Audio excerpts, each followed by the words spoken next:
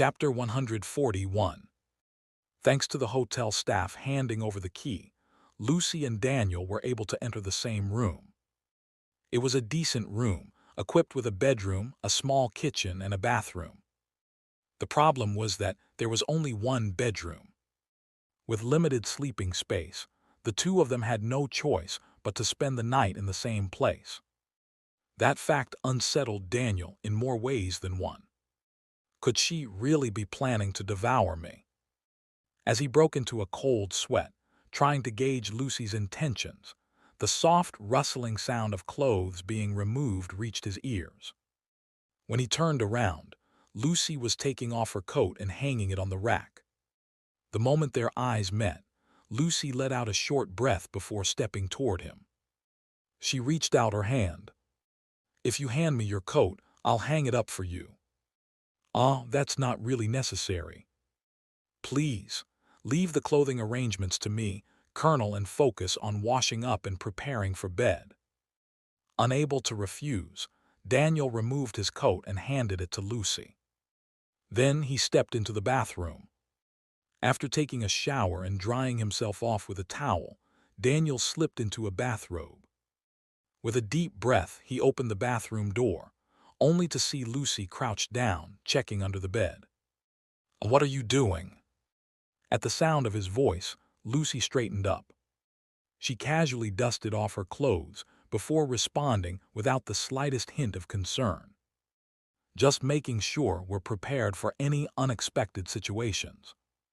If there were any hidden listening devices, it was only right to remove them." And, murmuring softly, Lucy reached into her coat and pulled out a small paper box, no larger than the palm of her hand. She held it out to him, as if expecting him to take it. Daniel felt a chill run down his spine. This is... No matter how he looked at it, it was a box of condoms. She's really planning to devour me. Is she trying to bring her honey trap strategy to its climax by taking things to bed? As Daniel trembled in shock, Lucy blinked at him with innocent eyes. "The front desk staff provided it separately. It seems to be vitamins. You should take one before sleeping." Vitamins. At Lucy's words, the wave of tension that had been rising inside him immediately dissipated. At first, he thought she was messing with him, but her expression remained completely unreadable, an indication that she was being truthful. Realizing he had jumped to conclusions, Daniel let out a hollow chuckle and accepted the box. "I'll take them later, thanks for looking out for me." Explaining that the box wasn't vitamins didn't seem like the best idea. As Daniel forced an awkward smile, Lucy tilted her head slightly before pointing at the bed. "You should sleep now." "What about you, Adjutant?" "I am here to protect you, Colonel, so I have no need to rest." "I don't recall asking for that." "It is my fundamental duty to assist my direct superior." Realizing that he couldn't argue, Daniel simply nodded and walked toward the bed. Still, he double-checked. "Are you really okay with me sleeping alone? Just in case, I should mention that you can take the bed and I'll sleep on the couch." "That won't be necessary." She was firm. Daniel didn't quite understand why, but he couldn't just ignore her gesture of goodwill. So he lay down on the bed and pulled the blanket over himself. Meanwhile, Lucy sat in the chair she had brought over while Daniel was showering, placing her hands neatly on her lap. Daniel closed his eyes, but there was no way he could fall asleep. The simple fact that Lucy was in the same room, watching over him, created a suffocating psychological pressure. Still, no matter how uncomfortable he felt, it was difficult to resist the dual assault of a soft bed and a warm blanket. Eventually, Daniel surrendered and slipped into unconsciousness. Come here." He had even fallen into such a deep sleep that he started talking in his dreams. Lucy, who had been silently watching him from the shadows, slowly stood up. She was curious about what kind of dream Daniel was having. Moving without a sound, Lucy approached the bed and knelt down beside it, staring directly at him. So close. It was her first time looking at him from such an intimate distance. At this proximity, where she could even hear his breathing, Lucy quietly blinked as Daniel continued muttering in his sleep. "Kelly, over here." The expression on Lucy's face shifted ever so slightly into something unpleasant. That woman again. For someone to appear even in his dreams, just how much did he love her? A twinge of jealousy flickered inside her. Leaning in close to Daniel's ear, Lucy whispered, "Lucy." It was a little embarrassing and undeniably intimate, but just this once, she wanted to win against Kelly. "You're not with Kelly, you're with Lucy Emilia." The moment her whisper reached him, Daniel's previously peaceful expression began to crack. Daniel's fingers twitched in his sleep, his movements growing restless. It was clear that he was having a nightmare. "Stop, don't come any closer." At his murmured words, Lucy's eyes half opened. She had no idea what kind of dream he was having, but it was obvious that it wasn't a pleasant one.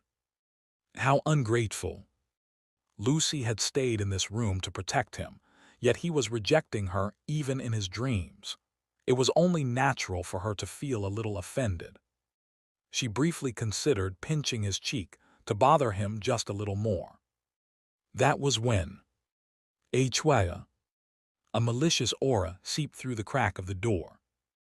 The amount N-A-V-Y-L Cyrillic letter 456G Cyrillic letter 4BBT. Only on N-A-V-Y-L Cyrillic letter 456G Cyrillic letter 4BBT of mana used was minuscule, so subtle that even a highly trained agent might have missed it. But Lucy's heightened senses picked up on it instantly. Her crimson eyes sharpened. It was time to teach an arrogant junior the harshness of reality. Bilbossel moved without a sound, arriving in front of room 507, Daniel Steiner's room. While considering the best method to kill him, Bilbossel decided to start with something simple. He knocked lightly on the door. If the target was awake, he would need to adjust his approach. A few moments later, footsteps sounded from inside the room. Light steps. Not a man, a woman. His lover, perhaps. Bilbossel smirked. Killing her first wouldn't be a bad idea. Pulling out his pistol, he quickly attached a suppressor. The footsteps approached, stopping just behind the door. Judging by the way they hesitated, the woman was likely peering through the peephole. Bilbossel grinned. A classic mistake, believing a door could protect you. Foolish bitch. Letting out a low chuckle, Bilbossel squeezed the trigger the moment the footsteps stopped. The bullet shot straight through the wooden door, precisely where the woman should have been standing. But no scream. No body hitting the floor. Only the sound of footsteps, continuing to approach. A cold sweat formed on Bilbossel's brow. He fired again. And again. Yet nothing changed. What? I'm certain the bullets went through. He had no time to ponder. The doorknob was turning. Quickly holstering his pistol, Bilbossel stepped back and pulled out his dagger. The moment the door opened, he would strike and kill. He activated his mana, circulating it through his body to enhance his muscles.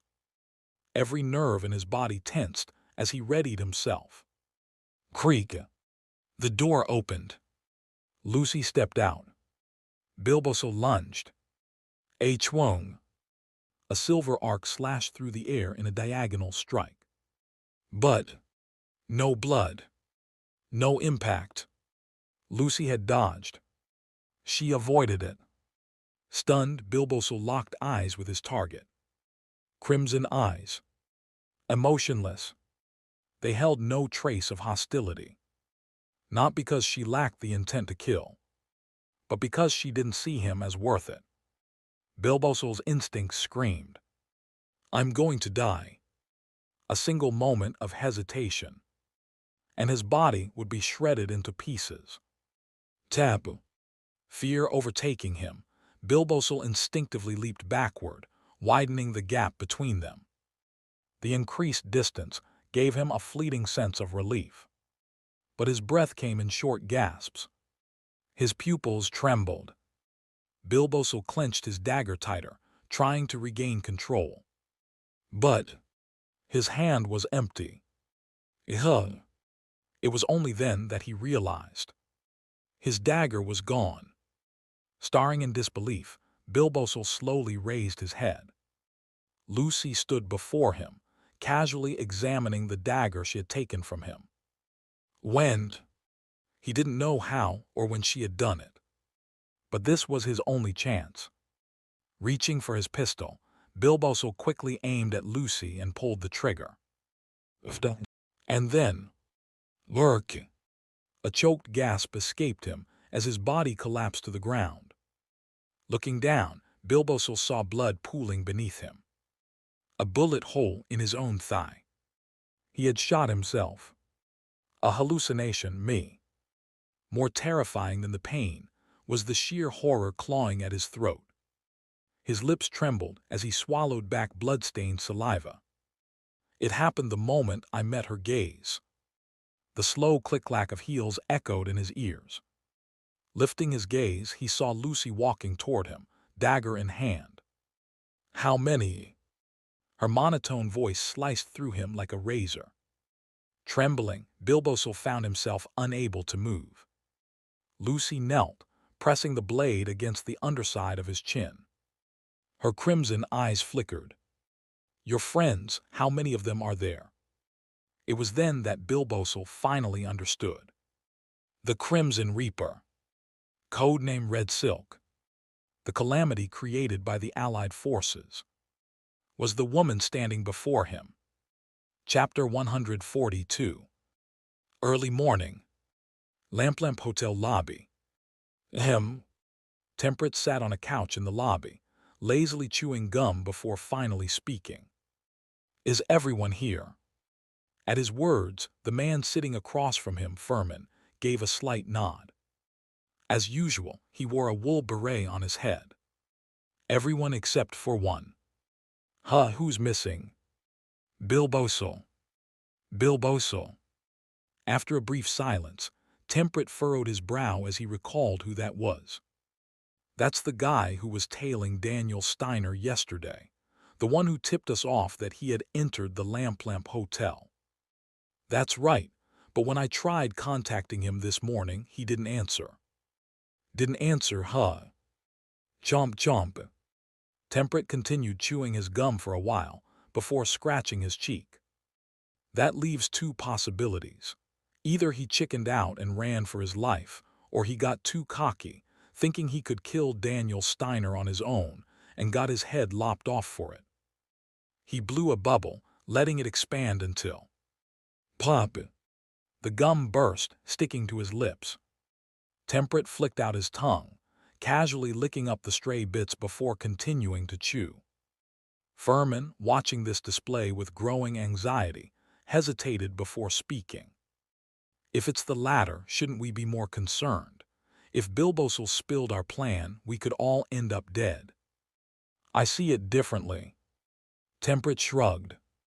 You know as well as I do, this hotel doesn't have a back exit. If anyone wants to leave, they have to pass through this lobby. Even if Bilbosil ratted us out, it wouldn't change much. But still, sure, Daniel Steiner might call for reinforcements. So what? Before they can make a move, we just storm up to his room and shoot him. Even if Daniel Steiner had moved to another room, it wasn't an issue. Among the spies gathered here, there were specialists in tracking. And while a few members of Daniel's security detail were likely staying in the hotel, this wasn't a battlefield. This was indoor combat. And indoor combat was the specialty of the spies gathered here. Losing wasn't even a possibility in Temperate's mind. Furman, was it? Don't worry so much. The guys I called here, at the very least, they're all top tier in their fields. Ding! The mechanical chime of the elevator, arriving cut temperate off mid-sentence. Every spy scattered throughout the lobby, pretending to read newspapers or lounge in chairs, subtly tensed. Their hands drifted toward their concealed pistols, preparing for combat. A tense silence fell over the room as the elevator doors slid open. But no one pulled out their weapons, because the one stepping out wasn't Daniel Steiner. It was Lucy Amelia. Her heels clicked against the marble floor as she walked across the lobby. The spies merely watched. Their target was Daniel Steiner, not his adjutant. They temperate exchanged glances with the other agents before raising a hand in a subtle signal. Let her go. The others nodded in agreement. Lucy continued walking toward the front desk, where Heron, a spy disguised as a hotel receptionist, greeted her with a practiced smile. Good morning, Lieutenant Lucy Amelia. Did you find the room to your liking? If you're here to check out, please do so with Colonel Daniel Steiner. If you're just stepping out, however, you're free to come and go as you please. Lucy said nothing, simply staring at Heron. The unblinking gaze made him uneasy, but he forced his professional smile to remain intact. If you're interested in sightseeing in Arrestium or doing some shopping, I'd be happy to provide recommendations. Drop the act. A crack formed in Heron's smile. He was still grinning, but the air around him had shifted. Act, I'm not sure I follow. The Immgwc, original source. Eagle soaring in the sky knows nothing of the world beneath the earth. Heron's hand twitched. It was a cipher, an internal code used only by the Allied Intelligence Division. And this woman knew it. His forced smile disappeared entirely. Are you an ally? If so, assist us. We're here to eliminate Daniel Steiner. I refuse. Why? Because you have broken the fundamental principles of the Allied Intelligence Division. Lucy's tone was calm. Every Allied agent is bound to act strictly according to orders. Yet, here you are, thinking and acting on your own. Heron clenched his jaw. Palencia branch was wiped out. Our entire communication network fell into the Empire's hands. Headquarters won't respond to us, fearing interception. Surely you understand that much. I do. Then you should also understand why we have no choice but to act independently. Your personal opinions are irrelevant. Lucy let out a quiet sigh. What matters is that you are acting on your own, and my mission is to judge those who do. She paused, then added, however, I am currently questioning the motives of the Allied forces. If you comply, I have no reason to harm you. Heron narrowed his eyes. Comply? With what? Letter 1D68F, letter 1D563, letter 1D556, letter 1D6AT, letter 1D6A0, letter 1D6AT, letter 1D554, letter 1D428, letter 1D55E. Abort the assassination of Daniel Steiner. Disband this operation immediately. Otherwise, I will have no choice but to intervene. A bitter laugh escaped Heron's lips. He couldn't believe the nonsense coming out of her mouth. There are 30 agents gathered here. His voice was laced with mockery. Veterans, killers, every single one has taken lives before. Are you saying you'll take us all on alone? Lucy's expression remained unreadable. If necessary, yes. They say there's no cure for stupidity. Heron smirked as he drew a pistol from beneath the front desk. Looks like I won't need anyone else's help. I'll kill you with my own hands. The other spies stirred in alarm. Among them, Temperate shouted urgently. Heron, stop this immediately. You're not thinking straight. Shut up. This is necessary for the greater cause. Heron silenced the others with a sharp glare before sneering at Lucy. Hey, you damned bitch, got any last words? Lucy met his gaze without hesitation. You're the one who will need them. Still bluffing? Fine. If silence is your final statement, I'll accept it. Farewell. Harren pulled the trigger. Bang! At the exact same moment, his head exploded. Of course, because from the very beginning, his gun had been aimed at his own temple. Harren's headless body crumpled to the floor, and an eerie silence engulfed the hotel lobby. The spies, who had been watching Lucy's back in stunned tension, began rising from their seats one by one. Temperate, still standing, swallowed drearily before shouting to the others. It's an illusion. That bitch is using hallucinations. Don't look her in the eyes or talk to her. The remaining spies hesitated. Temperate yelled again. What the hell are you waiting for, you idiots? Shoot, shoot. Snapping out of their shock, the spies drew their guns and opened fire. Gunfire rang out in rapid succession. Dozens of bullets ripped through the air. But, Pabababek, the bullets stopped midair, slamming into a shimmering blue barrier before either dropping uselessly to the floor or outright vanishing. A high-density mana shield had formed, blocking every single shot. Impossible. How? It was one thing to block a few bullets, but to perfectly intercept a storm of bullets from every direction. That shouldn't have been possible. If such a feat were possible, guns would have no reason to exist. And yet, Lucy did it effortlessly. Shit, what the hell is she? As Temperate hastily swapped magazines, Lucy turned around. In her hand, when had she even drawn it, was Bilbosel's dagger. A bad feeling surged through Temperate's gut. He quickly raised his pistol to fire, but Lucy vanished. For a split second, her figure blurred, then disappeared entirely. She's accelerating her perception, too. For most people, mastering even one of these techniques was enough to be called a genius. Lucy was chaining them together effortlessly. Realization dawned on him in a horrifying instant. He turned his head, about to warn the others. But his eyes widened in sheer shock. What? Where Lucy had just passed, blood erupted like fountains. A spy screamed as his arm flew off. Another fell to the floor, frothing at the mouth as his head tumbled away. The surviving spies, consumed by panic, fired wildly in all directions. Bullets ricocheted off the walls, the ceiling, and the furniture. Alig. My arm, my. Please don't kill Emmy, please. Every time Temperate blinked, the number of corpses doubled. The entire lobby was drenched in blood. Dismembered limbs floated through the air. Even those who tried to fight back. They couldn't even track her movements. She was too fast. And Temperate stood frozen. Slowly, he raised his gun and pointed it at his own head. This wasn't an illusion. Lucy hadn't used a hallucination on him. He simply understood. He couldn't win. He finally realized.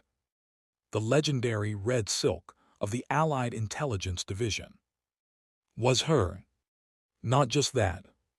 Temperate knew exactly who she was. A test subject. One of the Empire's cursed creations. His lips curled into a bitter smirk. God damn, what kind of monster did they make? His finger tensed on the trigger. This isn't even fair. Fuck you, Allied forces. With that final curse, Temperate pulled the trigger. Chapter 143. Back alley near Lamplimp Hotel. Huff, huff.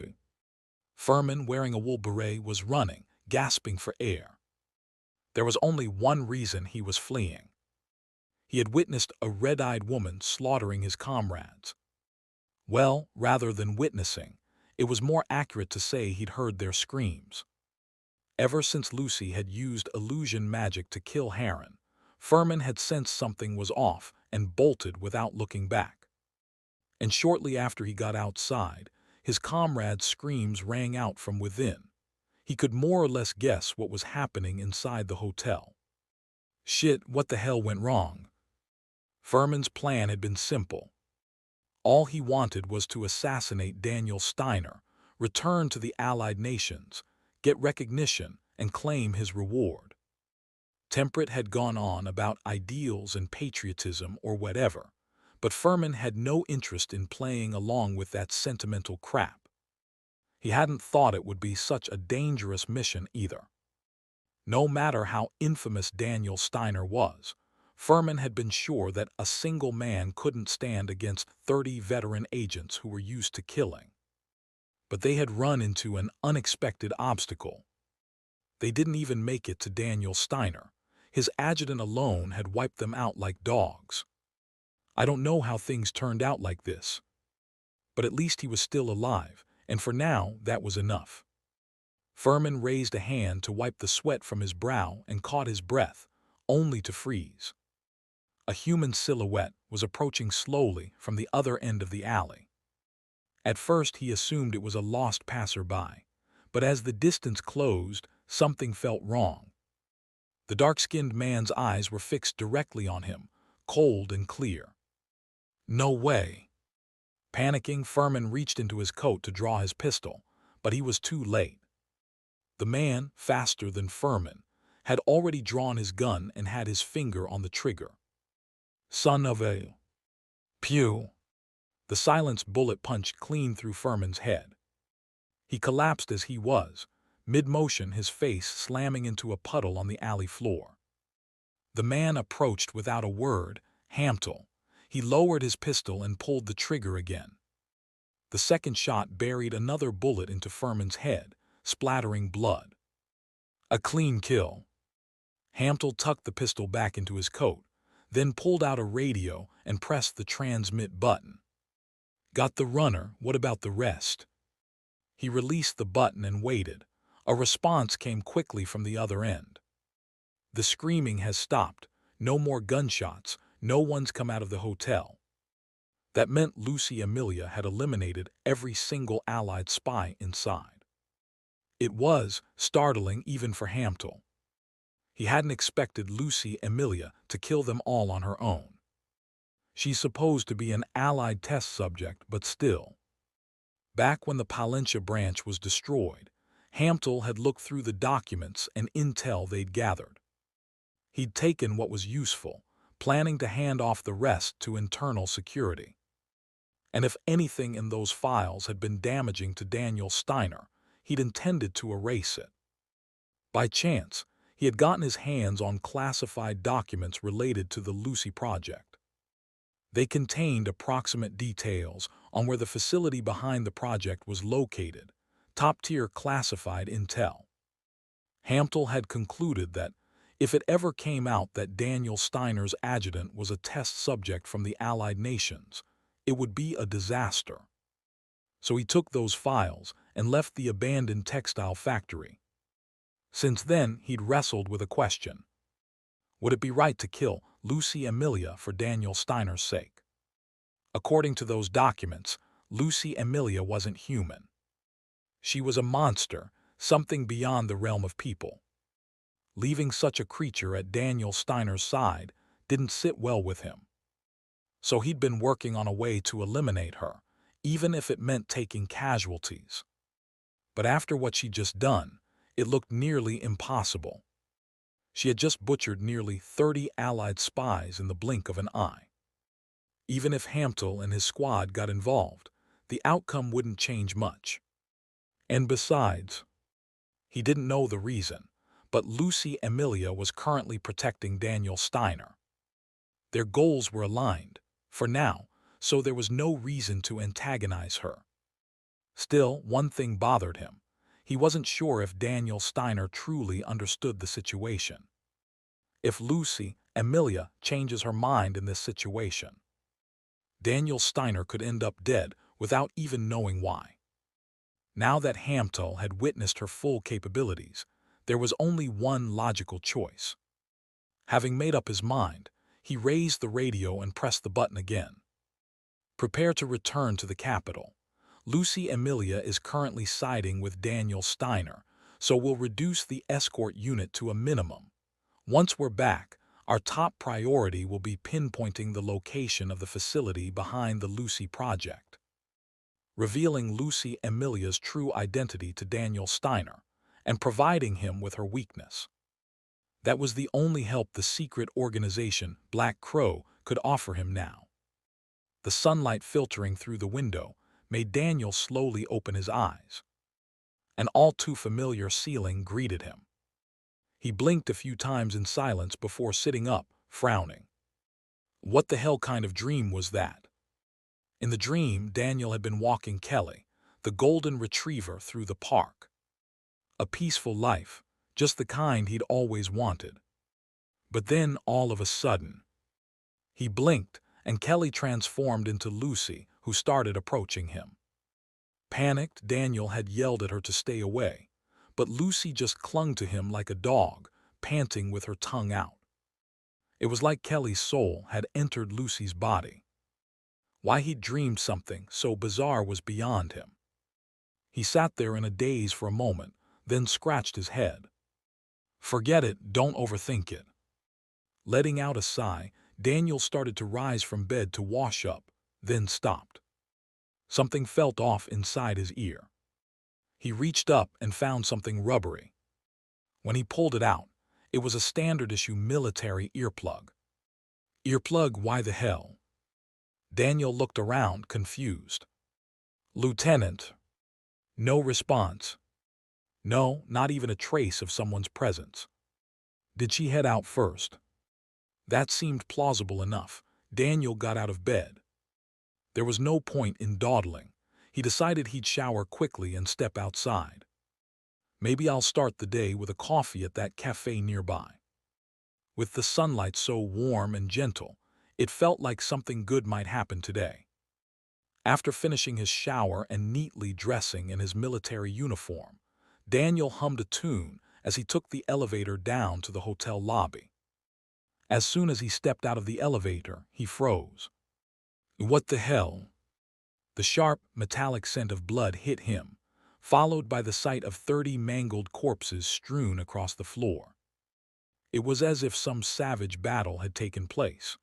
None of them had a single intact limb. All lay collapsed in a grotesque heap. They say that when you're too shocked, you forget how to scream. That was exactly where Daniel was now. But he quickly snapped out of it. Drawing his revolver, Daniel moved forward with measured steps. He heightened his senses, ready to trigger neural acceleration at any moment. His voice came out steady. Hello, is anyone there? Of course, no answer. Who could have done this? Don't tell me. As he started forming theories, sirens began to wail outside the hotel. Police. Daniel relaxed a bit. At least it looked like he'd live. He turned toward the hotel entrance, walking that way. Move in. This way. Before long, heavily armed police stormed through the entrance. They caught sight of the corpses littering the floor and gasped sharply. Then they turned to look at Daniel, who was calmly walking toward them.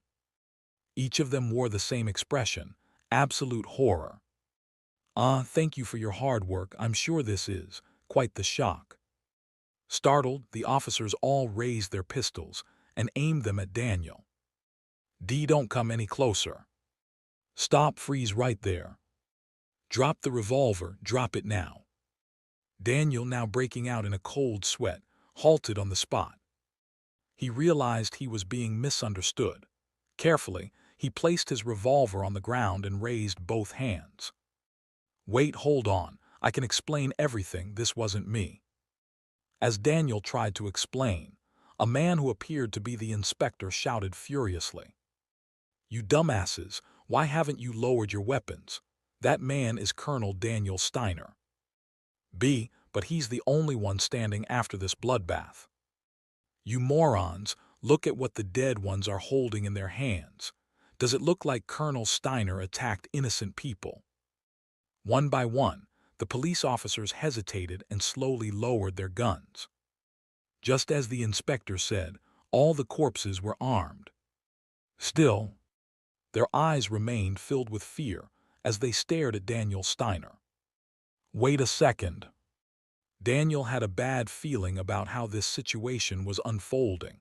He spoke again, this time with deliberate calm. "Everyone, please believe me. I had nothing to do with the people lying here on the floor. I beg you stop looking at me like that." Daniel tried to explain as clearly and rationally as he could, but the officers didn't believe him. And that included the inspector as well. The inspector deliberately avoided Daniel's gaze as he brought the radio to his lips. "Headquarters, this is Inspector Dorento of the Wartime Public Order Patrol. We've got a mass casualty incident at the Lamp Hotel lobby on 8th Street.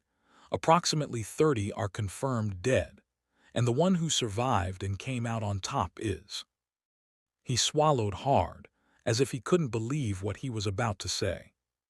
"One man, Colonel Daniel Steiner." Chapter 144. Daniel wasn't the type to bask in fame built on misunderstandings. In fact, he was Immgwc letter 1D692GHT, exclusive on Immgwc letter 1D692GHT, the kind of man who deeply disliked drawing any more attention than necessary. Which was why he desperately tried to explain that the incident in the hotel lobby had nothing to do with him. When one of the officers, clearly in awe, started asking questions to file a report, Daniel adamantly denied everything. "I told you I didn't do it. I'm telling you it wasn't me." But no one believed him. From every angle, all the evidence pointed to Daniel Steiner as the one responsible. Later, when it was revealed that the 30 dead were Allied spies, the mayor of the city personally came to express his gratitude. Even then, Daniel suppressed his frustration and tried to explain. "Mr. Mayor, if I really did this, why would I deny it? Yes, I do have neural acceleration abilities, but I don't have the physical strength to take on 30 trained operatives. Please, I beg you, at the very least, understand that I wasn't the one behind this." Daniel had hoped the mayor would take the lead in clearing up the misunderstanding. Instead, the mayor handed him a plaque of appreciation. Emblazoned on it in bold letters, "Savior of Arrestium." Daniel felt like he was going to lose his mind. So he decided, at the very stage the mayor had prepared for a public address, to reveal the truth once and for all. "Citizens of Arrestium, you are all mistaken about me. I'm not some brilliant soldier capable of defeating 30 Allied spies." At the rally, packed with Arrestium citizens, Daniel did everything he could to convince them he wasn't the one responsible. The next day, the local newspaper's front-page headline read, "The Humble War Hero, Colonel Daniel Steiner." The article was filled with praise for the colonel's modesty, despite his incredible achievements. Eventually, Daniel gave up trying to clear his name. When the day finally came to leave the city, "Colonel Daniel Steiner, on behalf of the city, I thank you once again." "What exactly did I do, though?" "Ha ha, I hope our citizens can learn a thing or two from your humility." "No, seriously, what did I do?" "Understood, I won't make you any more uncomfortable." Daniel shook the mayor's hand and boarded the train amid the cheers of countless citizens. A little while later, in the passenger car, Daniel turned away from the window where Arrestium was growing distant. Freyan had stepped away for a moment, leaving Lucy alone, seated across from him. When their eyes met, Lucy blinked at him innocently. "Colonel, do you have something to say?" That innocent reaction, somehow, it just rubbed him the wrong way. Daniel had a strong hunch that it was Lucy who had slaughtered the 30 spies. But why? Why would Lucy massacre fellow Allied agents, people from her own side? Thinking it was dangerous to ask outright, Daniel put on a forced smile and asked casually, "Lieutenant, would you say you trust me?" "For the most part, yes." "Then, do you believe I wasn't the one who caused the massacre in the hotel lobby?" "If that's what you say, then I believe you." "Good, then what were you doing at the time, Lieutenant?" Her red eyes slowly closed, then opened again. As I said before, I was in the hotel lounge. So you had nothing to do with the incident in the lobby. That's how I would phrase it, yes. Her attempt to dodge the question made Daniel even more annoyed. He tapped his fingers on the table and spoke again. Whoever it was, thanks to them I've now got a scandal on my hands. It's already made the local paper, so it's only a matter of time before it reaches the capital. Don't you think? I'd say it's more a fame than a scandal. You're really not going to let me win a single word, huh? I'd say I'm simply stating the facts. Look at that unbothered expression. How could someone shift the blame onto another and not feel the slightest bit guilty about it? Daniel was shocked, but in some ways he could understand Lucy's stance. The Allied spies were probably here to kill me, after all. From an objective standpoint, there was only one person at the hotel who made sense as a target, Daniel Steiner. Whatever the reason, Lucy stopped them. That thought made him see her in a slightly different light. Gazing at Lucy, Daniel quietly said, "I just wanted to say thank you." For the first time, a flicker of emotion crossed Lucy's usually expressionless red eyes. Daniel, receiving no reply, simply watched her in silence, a faint smile tugging at his lips. "I don't know who did it, but I felt like I ought to say thanks." As Lucy hesitated to answer, the train entered a tunnel.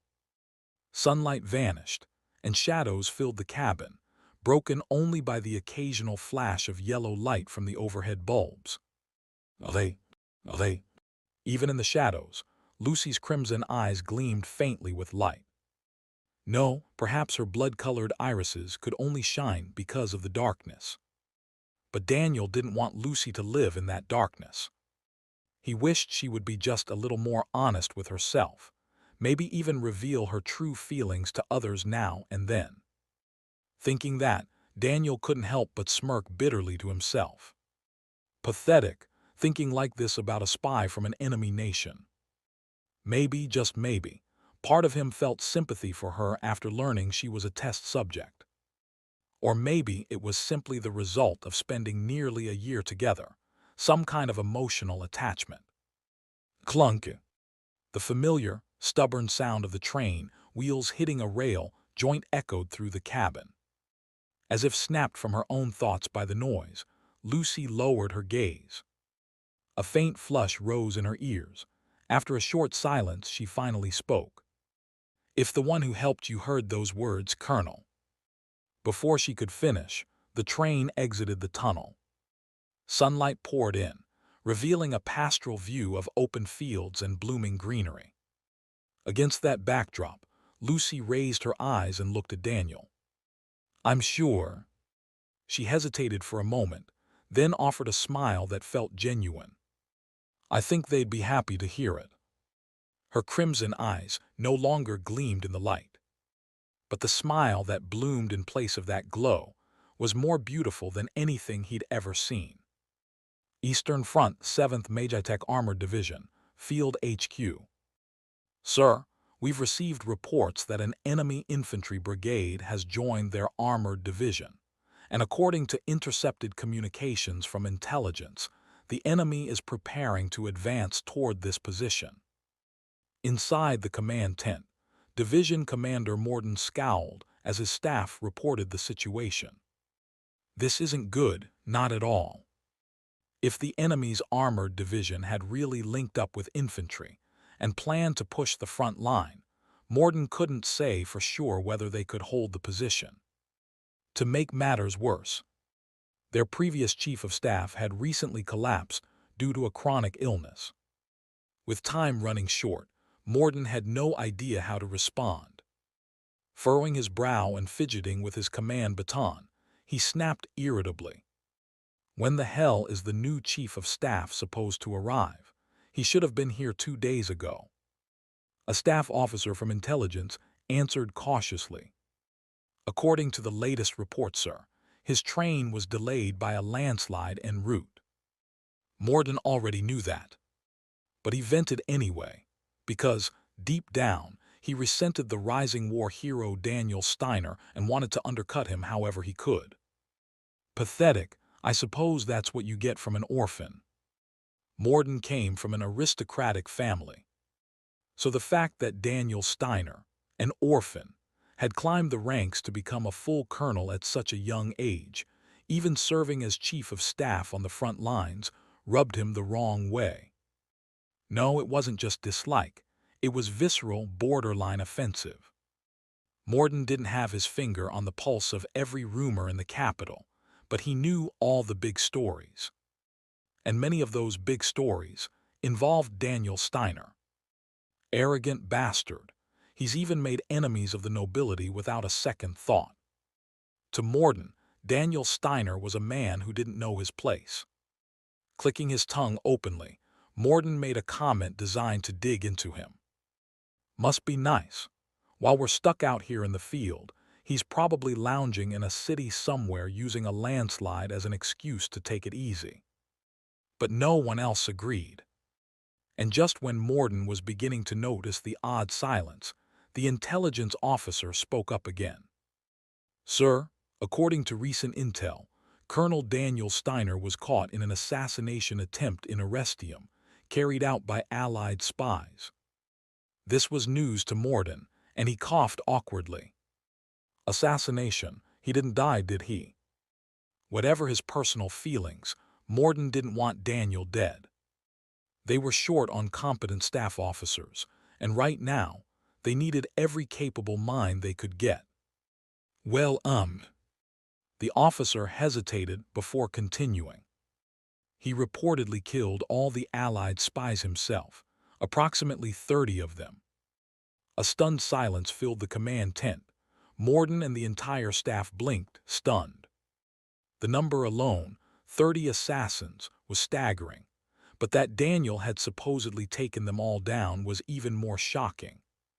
Still, Morden tried to rationalize it and dismissed it with forced nonchalance. Must have been his escort company. I hear they're quite capable. Clearly trying to downplay Daniel's achievement, but the intelligence officer shook his head. No, sir. From what I've heard, Colonel Steiner fought them alone. According to the local police inspector, the hotel lobby was soaked in blood, 30 bodies, and Colonel Steiner was the only one left standing. The murmurs in the command tent faded into absolute stillness. A heavy silence settled over the room, filled with an inexplicable sense of dread. Still gauging Morden's expression, the intelligence officer continued in a quieter voice. Apparently, Colonel Steiner didn't suffer a single scratch. Some of the spies are even said to have killed themselves, driven to terror and despair just from facing him. Sweat began to bead on Morden's forehead as he instinctively raised a hand to rub his neck. Well, his eyes trembled as he swallowed hard and finally spoke. Let's not mention those things I said about Colonel Steiner earlier, all right, please. Because in that moment, preserving his pride mattered far less than protecting his own life. Chapter 145. The train, belching black smoke as it thundered down the supply line, began to slow as a rural station came into view. The wooden platform was bustling. Soldiers unloading supplies mingled with the wounded, waiting to be transported back from the front. SCRECH. The brakes screamed as the train came to a full stop, and Daniel stepped off with his escort company. Naturally, the moment he disembarked, eyes turned toward him. It was inevitable. He was a young officer wearing the National Merit Cross and the Golden Cross of Valor, and on top of that, he held the rank of colonel. The soldiers at the station paused what they were doing and stared blankly at him, then quickly snapped to attention and saluted. They'd recognized him, Daniel Steiner, the man hailed as a war hero. Colonel, you finally arrived here as well. Letter 1D6ATF, letter 1D563, letter 1D556, letter 1D6AT, letter 1D6A0, letter 1D6AT, letter 1D554, letter 1D428, letter 1D55E. They all looked at him with eyes full of admiration. And it made sense. Daniel was the leading hero of the Nordia invasion, the man who brought the kingdom of Eldresia to its knees. He'd united the empire with his rousing total war speech, and on the Belmore front, he had turned the tables on an enemy offensive, capturing the crown prince in the process. More recently, he'd arrested collaborators aiding the allied nations within the capital. He was, quite literally, a living legend. But to Daniel, the reverent stares were just uncomfortable. Still, he couldn't ignore their salutes, so he offered a half-hearted nod in return.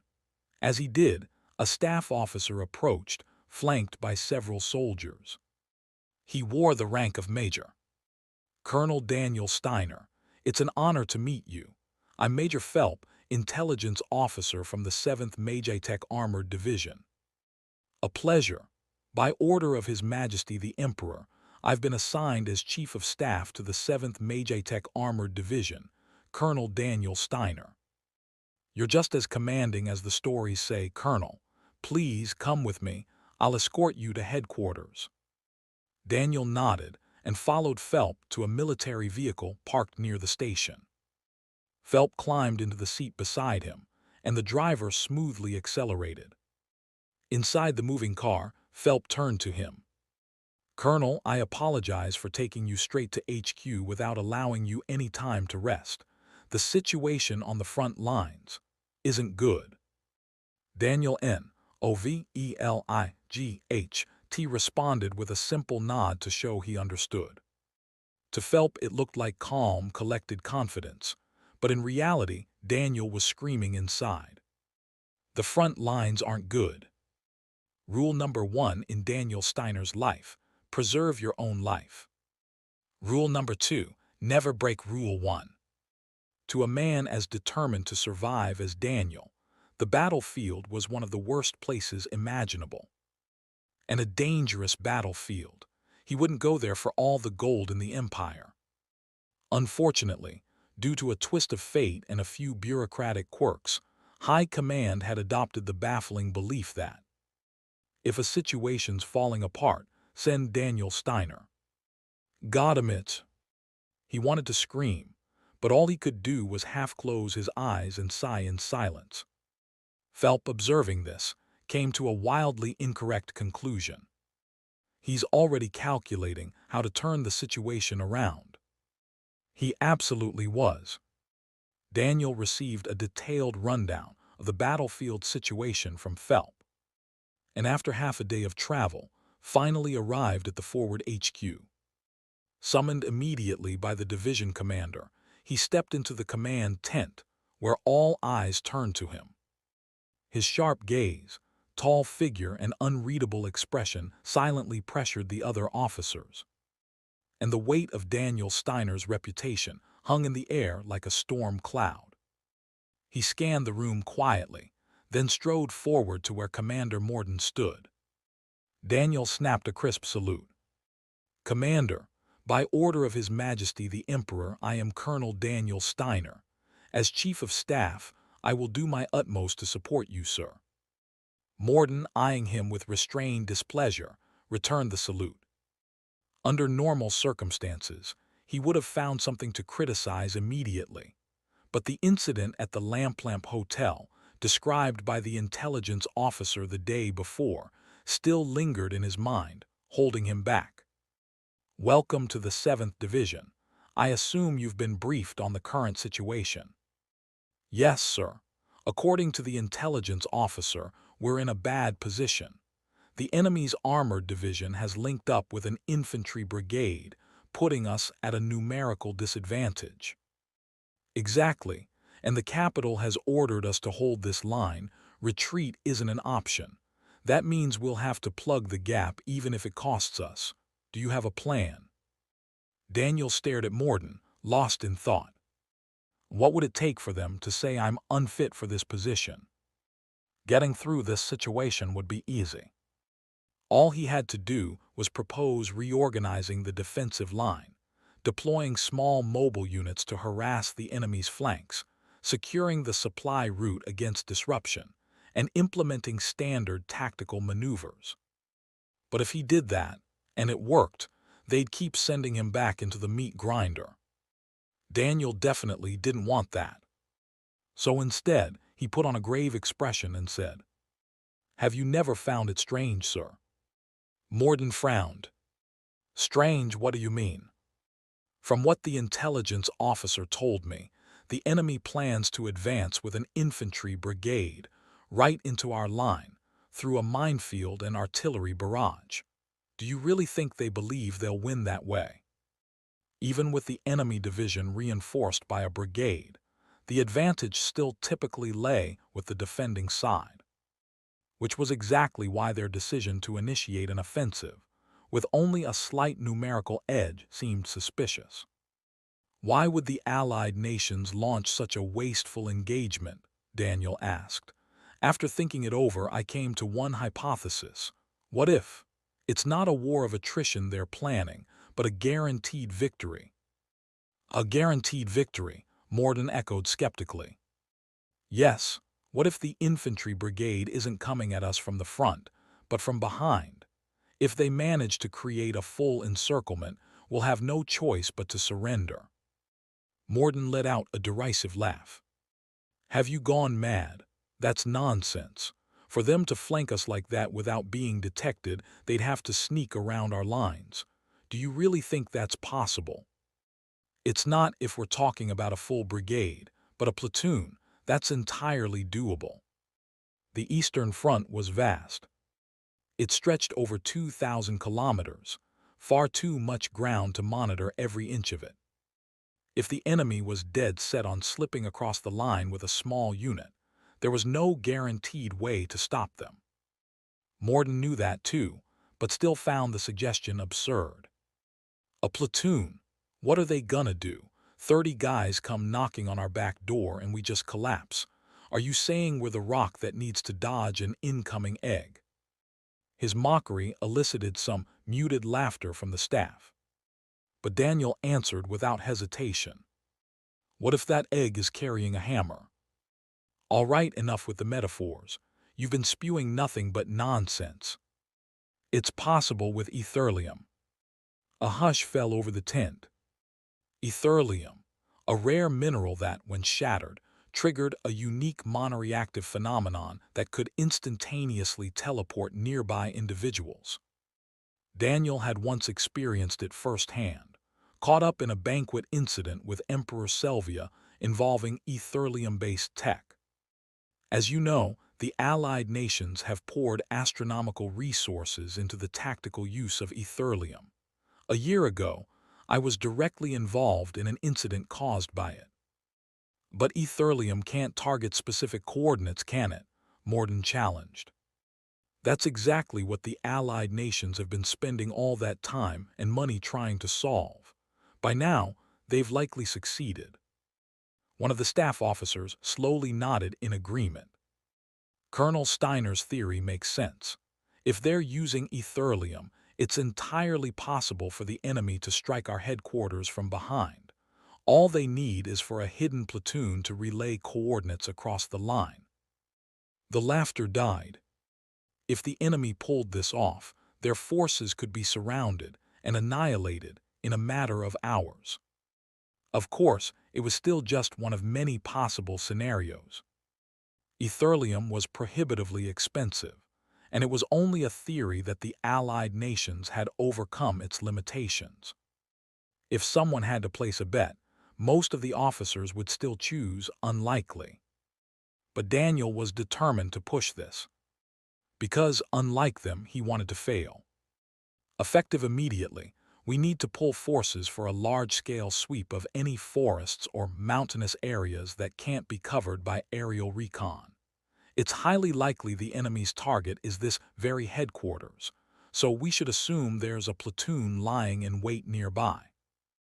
Morden drummed his fingers on the table, deep in thought, then glared at Daniel. Chief of Staff, if this turns out to be nothing but your imagination, you'll be held responsible. Redirecting troops we need for defense to a wild goose chase is a serious risk. Daniel offered a thin smile. I was hoping you'd say that.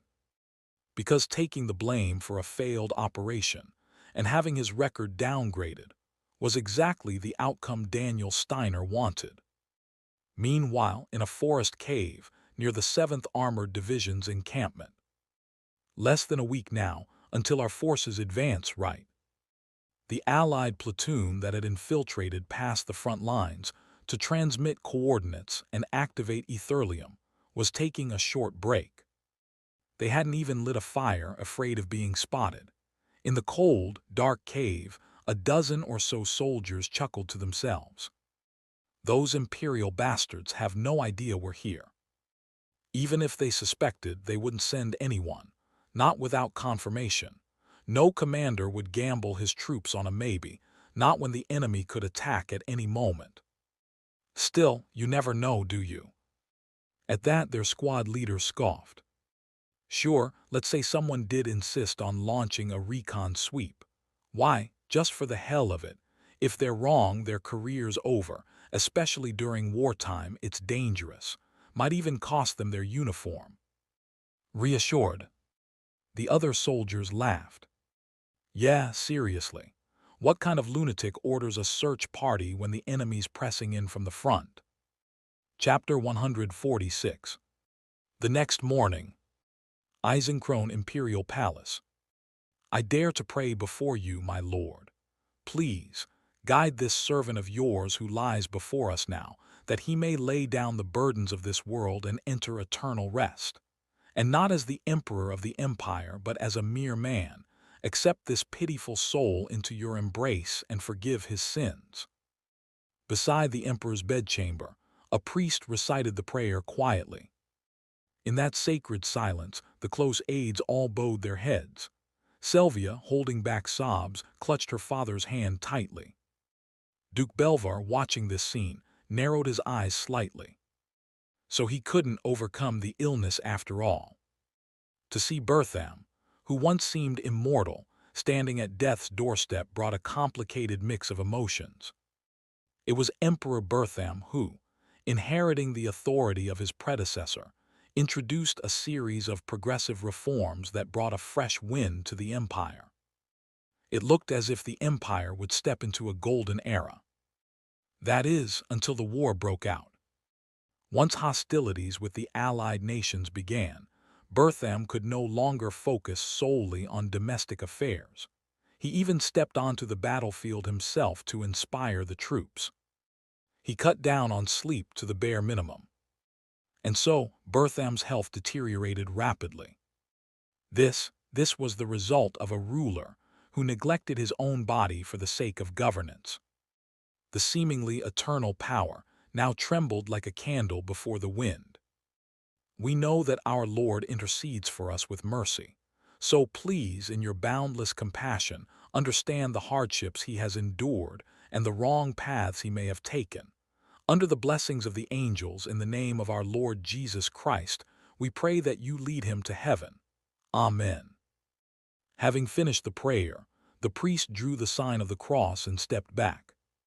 Bertham, sensing the end of the prayer, turned his head and, with difficulty opening his eyes, looked at Selvia. Come here, my daughter. Even while breathing as if each breath might be his last, Bertham didn't forget to give advice to his daughter Selvia. To Belvar, though, it all seemed like useless prattle. Bertham's death will be the spark that ignites revolution. Bertham was a respected emperor, both within and beyond the empire. He had served the people without disregarding the nobility. He had fought for the soldiers and led many battles to victory. Even Belvar considered Bertham to have been a good ruler. But he made one mistake. He let his children fight over the succession. Belvar could understand what Bertham had intended. He probably thought that a prince driven by ambition, but lacking practical sense, would only bring ruin to the empire. So naturally, he would have wanted to pass the throne to Selvia, who possessed both administrative skill and concern for the people.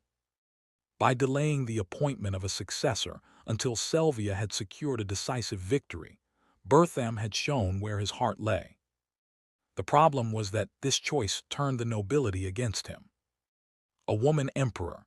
Did he think the nobility would accept that in silence? Having a female emperor was not only a break from imperial tradition, it was bound to provoke backlash from the noble class. Noble houses, by default, passed down all power and property to the firstborn son. Those who had inherited their positions on that very assumption were the ones sitting in power now. So for the emperor, the highest authority in the empire, to hand power and wealth to a daughter rather than a son was nothing short of an insult to all noble lineages. That resentment became the driving force of unity. The nobles, armed with the claim that the emperor had violated the line of imperial legitimacy, now had a reason to act. And Belvar, who now led them, had made his decision. The day Bertham died would be the day the nobility reclaimed their rightful status. To do that, he needed to isolate and eliminate Daniel Steiner, Selvia's loyal hound. But how? Just a few days ago, while wrestling with this dilemma, a man had come to Belvar. He introduced himself as an agent from the Allied nations. He conveyed a message that Count Caladra wished to offer his support. If they worked together, he said, they could surely kill Daniel Steiner. Skeptical at first, Belvar couldn't help but smile when he heard Caladra's plan. They're planning a pincer attack using etherlium, weren't they? Even a so-called genius strategist like Daniel Steiner wouldn't imagine such a tactic. And even if he did imagine it, he wouldn't gamble on such a low-probability event. Daniel Steiner will die on the Eastern Front, and if he doesn't, a crushing defeat in battle will still give us the justification to turn him into a powerless puppet. And after that, just as Belvar was reviewing his plan in his mind, "Belvar, come here." Bertham's utterly exhausted voice snapped him out of his thoughts. Belvar adjusted his garments and approached the bedridden emperor, kneeling beside him. "You called for me." "Yes, Belvar, you of all people must understand. The empire stands at a turning point, and so I ask for your help. Please assist my daughter so that the state may remain stable." "Do not worry, I will do exactly that." "Good, I have always." As Bertham struggled to turn his head and speak, his words trailed off. Because in Belvar's eyes, those eyes looking down on him, there was no sorrow, no pity. Only one emotion lingered in his gaze: ambition. Bertham's breathing grew more labored as he saw it. "You." The words would not come. Bertham had spent all this time worried about when Daniel Steiner would bare his fangs. He had paid little attention to the nobles. His worsening health had made it hard to think clearly, which contributed to this oversight. So when the nobles began to show signs of division after Selvia's rise to the throne, he dismissed it as a temporary phenomenon. Just another problem that came with the transition of power, he thought. But he had been wrong. The nobles' conflict was a carefully orchestrated part of a larger plan. And now he finally saw who was at the center of it. "You." Grinding his teeth, Bertham grabbed at Belvar's sleeve, but he had no strength left in his grip. Belvar, looking down at the dying emperor with feigned pity, reached out his hand. "There is no need to worry." Grasping Bertham's wrist, Belvar gently removed his hand. "I shall serve His Majesty faithfully, as I always have." And when Bertham saw the smile bloom on Belvar's lips, he finally understood. It was Daniel Steiner who sought to consume the empire. It was the old fox standing right before him. Daniel rose early and carried out his duties as chief of staff as usual. He spent the morning receiving briefings from his staff officers on the current operation plans and using gathered intelligence to predict enemy movements. After spending his morning that way, he spent the afternoon patrolling the defensive lines with his hands clasped behind his back. When the chief of staff, who was supposed to be in the command center, appeared in the trenches, resting soldiers and junior officers scrambled to their feet in surprise. but Daniel merely smiled and gave them a nod. Lucy, trailing closely behind Daniel, tilted her head slightly. Today Daniel looked not just calm, but happy. Chief. At her call, Daniel turned his gaze from where he had been encouraging a soldier inside the trench. "What is it, Lieutenant?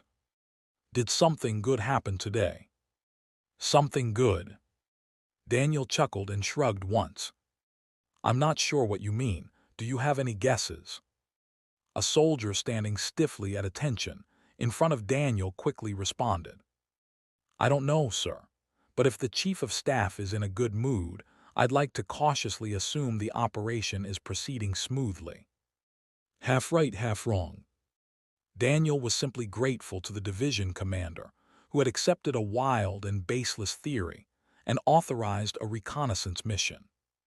A platoon crossing the lines to set Ethereum coordinates and activate it. There's no way. We don't even know if that tech has actually been developed yet. Which meant it was an operation with a near-zero chance of success. Judging by the division commander's nasty personality, he'll probably chew me out when the recon mission inevitably fails. Perfect. And if Daniel pushed back just a little, leading to accusations of insubordination, it Immgwc Cyrillic letter 456G Cyrillic letter 4BBT. Only on Immgwc Cyrillic letter 456G Cyrillic letter 4BBT could naturally result in his removal. At the very least, they'd probably decide I'm unfit to command at the front and send me to a rear position. Either way, it was good news for Daniel. "Chief of Staff." A familiar voice called from behind. Daniel turned to see Major Phelps, the intelligence officer.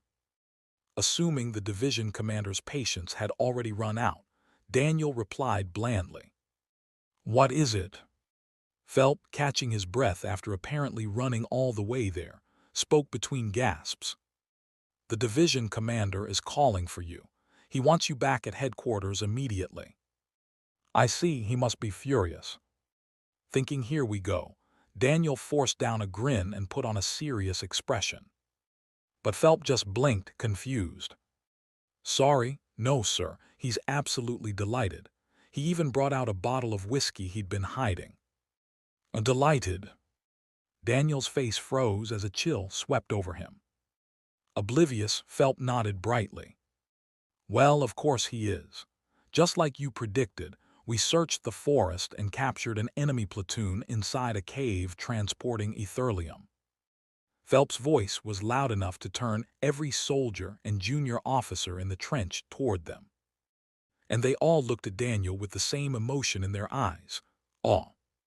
The Chief of Staff pulled it off again.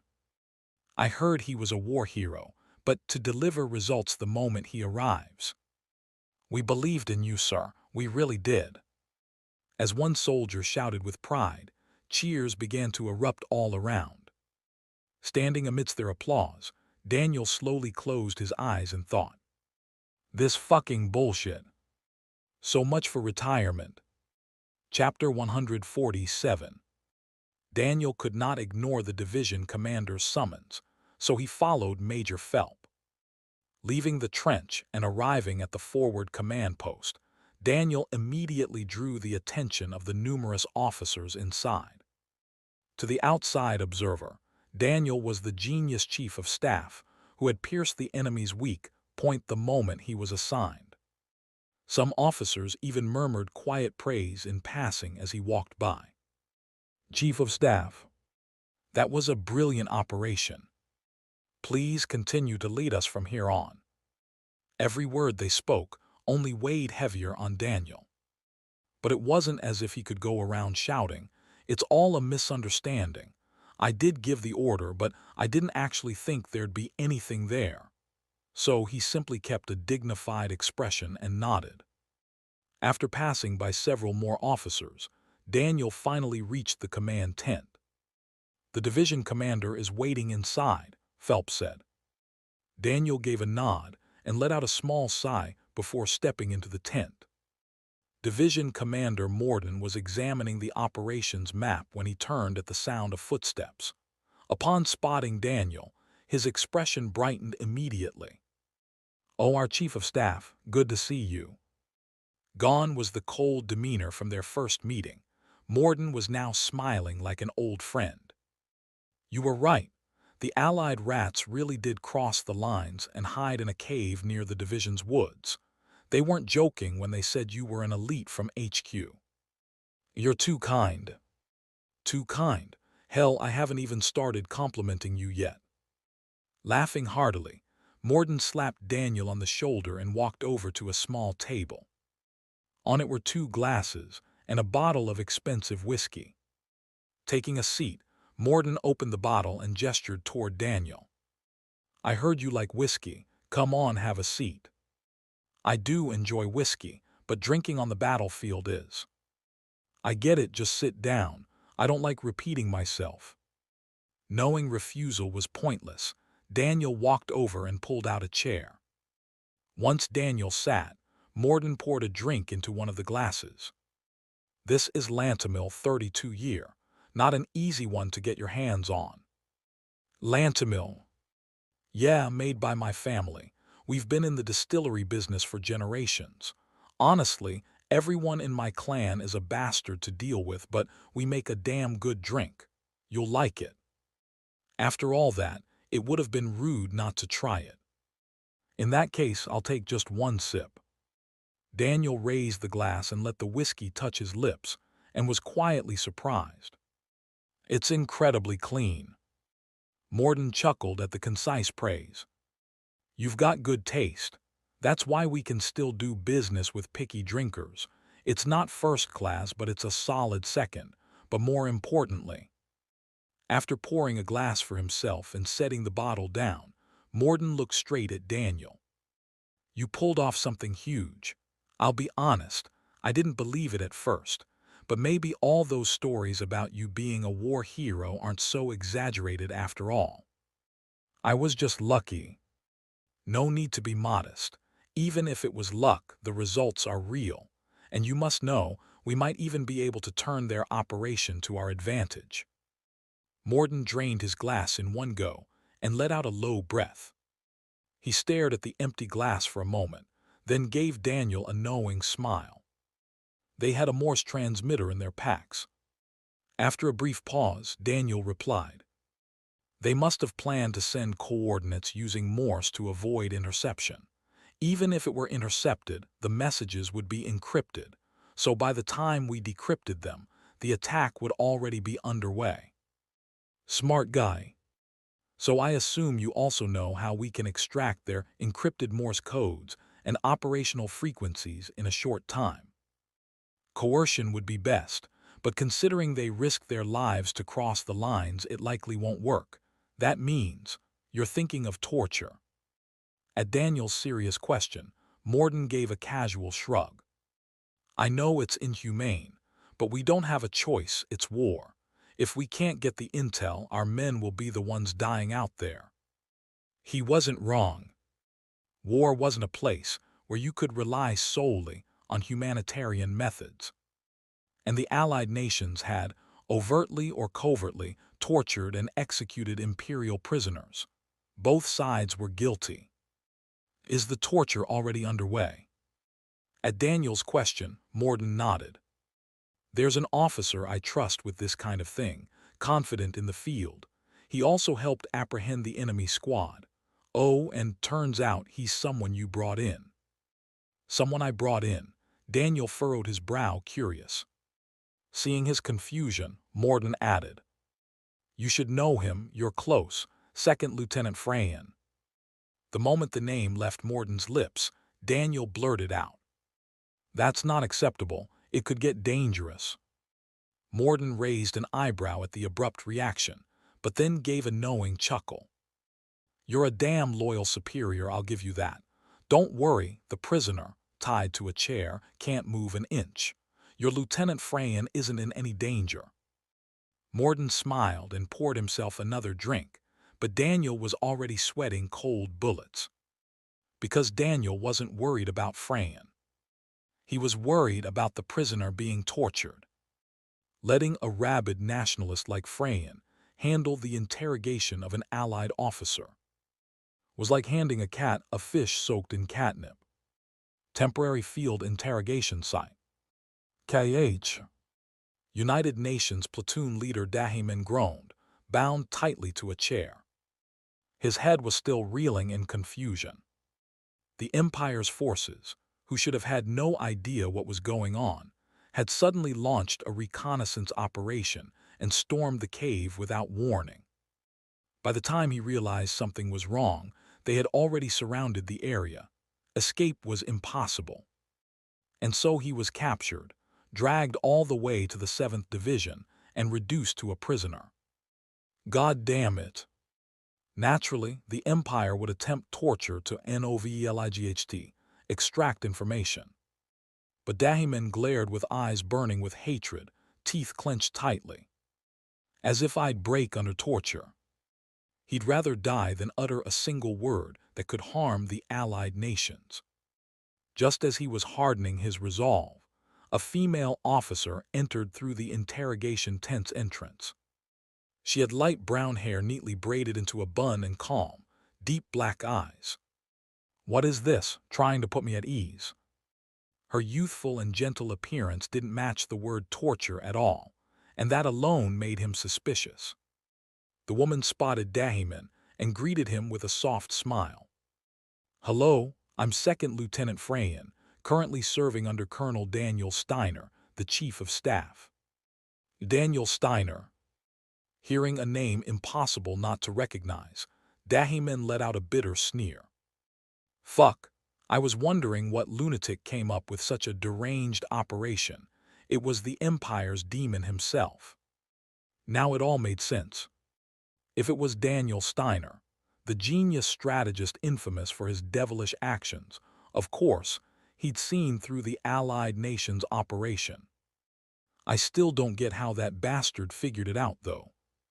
He trailed off mid-sentence. The woman who introduced herself as Freyan was now staring at him with eyes gone completely cold. That's strange. I don't recall giving you permission to insult the saint. The air grew heavier, but Dahiman just scoffed. The saint? Don't tell me you're calling that demon bastard a saint. Looks like Steiner's not the only psycho in the Empire. Freyan silently stared down at Dahiman, then suddenly smiled and walked over to the corner. There atop a wooden table lay an array of torture tools. Before we begin our real conversation, I believe you, heretic and beast that you are, require a bit of re-education. It'll be a rather intense exchange, but that can't be helped, can it? She picked up a pair of pliers and examined them slowly.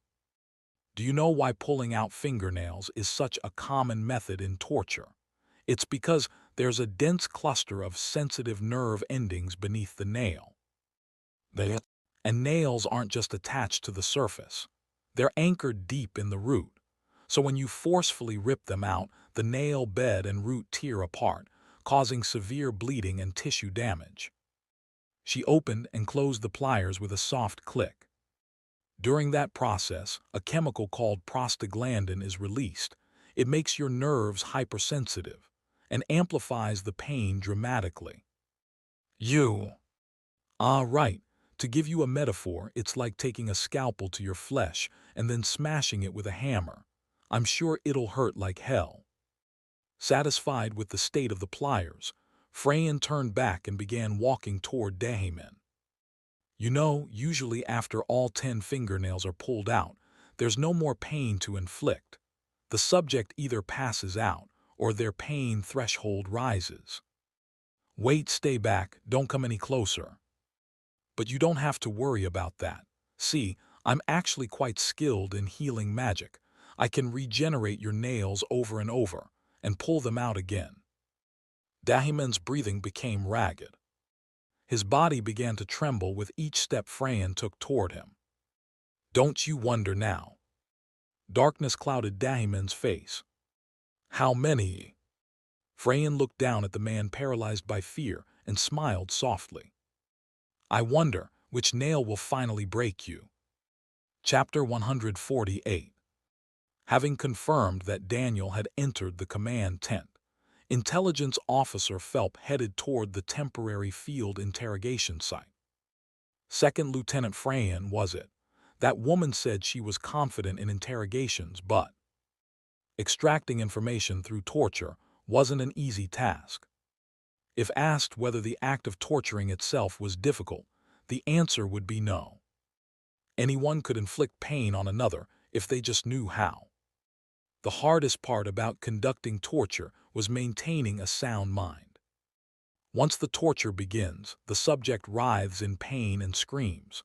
They yell hysterically, then start to beg, sometimes even crying out their family members' names and pleading for forgiveness. Even the coldest of people naturally become emotionally shaken watching that unfold. Conceptually, one might understand that extracting information from the person in front of them would save countless allied lives, but psychologically, they can't accept it. And once that happens, they become swayed by the subject's pain and pleas, and eventually give up on the torture. In the worst case, they might even develop sympathy for the subject and commit the act of betraying their own side to help them. To Phelps, Frayan seemed likely to follow that same path. She's a young woman who became an officer at an early age. Admirable, but she's clearly not used to torture. It wasn't uncommon for rookies, caught up in their own zeal, to initiate torture only to vomit or fall into panic once the subject started bleeding and screaming. I, too, developed trauma after conducting my first interrogation. That's why Phelps was on his way to the interrogation site, to be there in case Frayan broke down. Even if Second Lieutenant Frayan ends up crying and says she can't do it. Phelps had no intention of scolding her. He knew well that torture inflicted psychological trauma not only on the one receiving it, but also on the one conducting it. Resolving to support her as an ideal superior officer, Phelps arrived at the temporary interrogation site, where the guards at the entrance turned to look at him.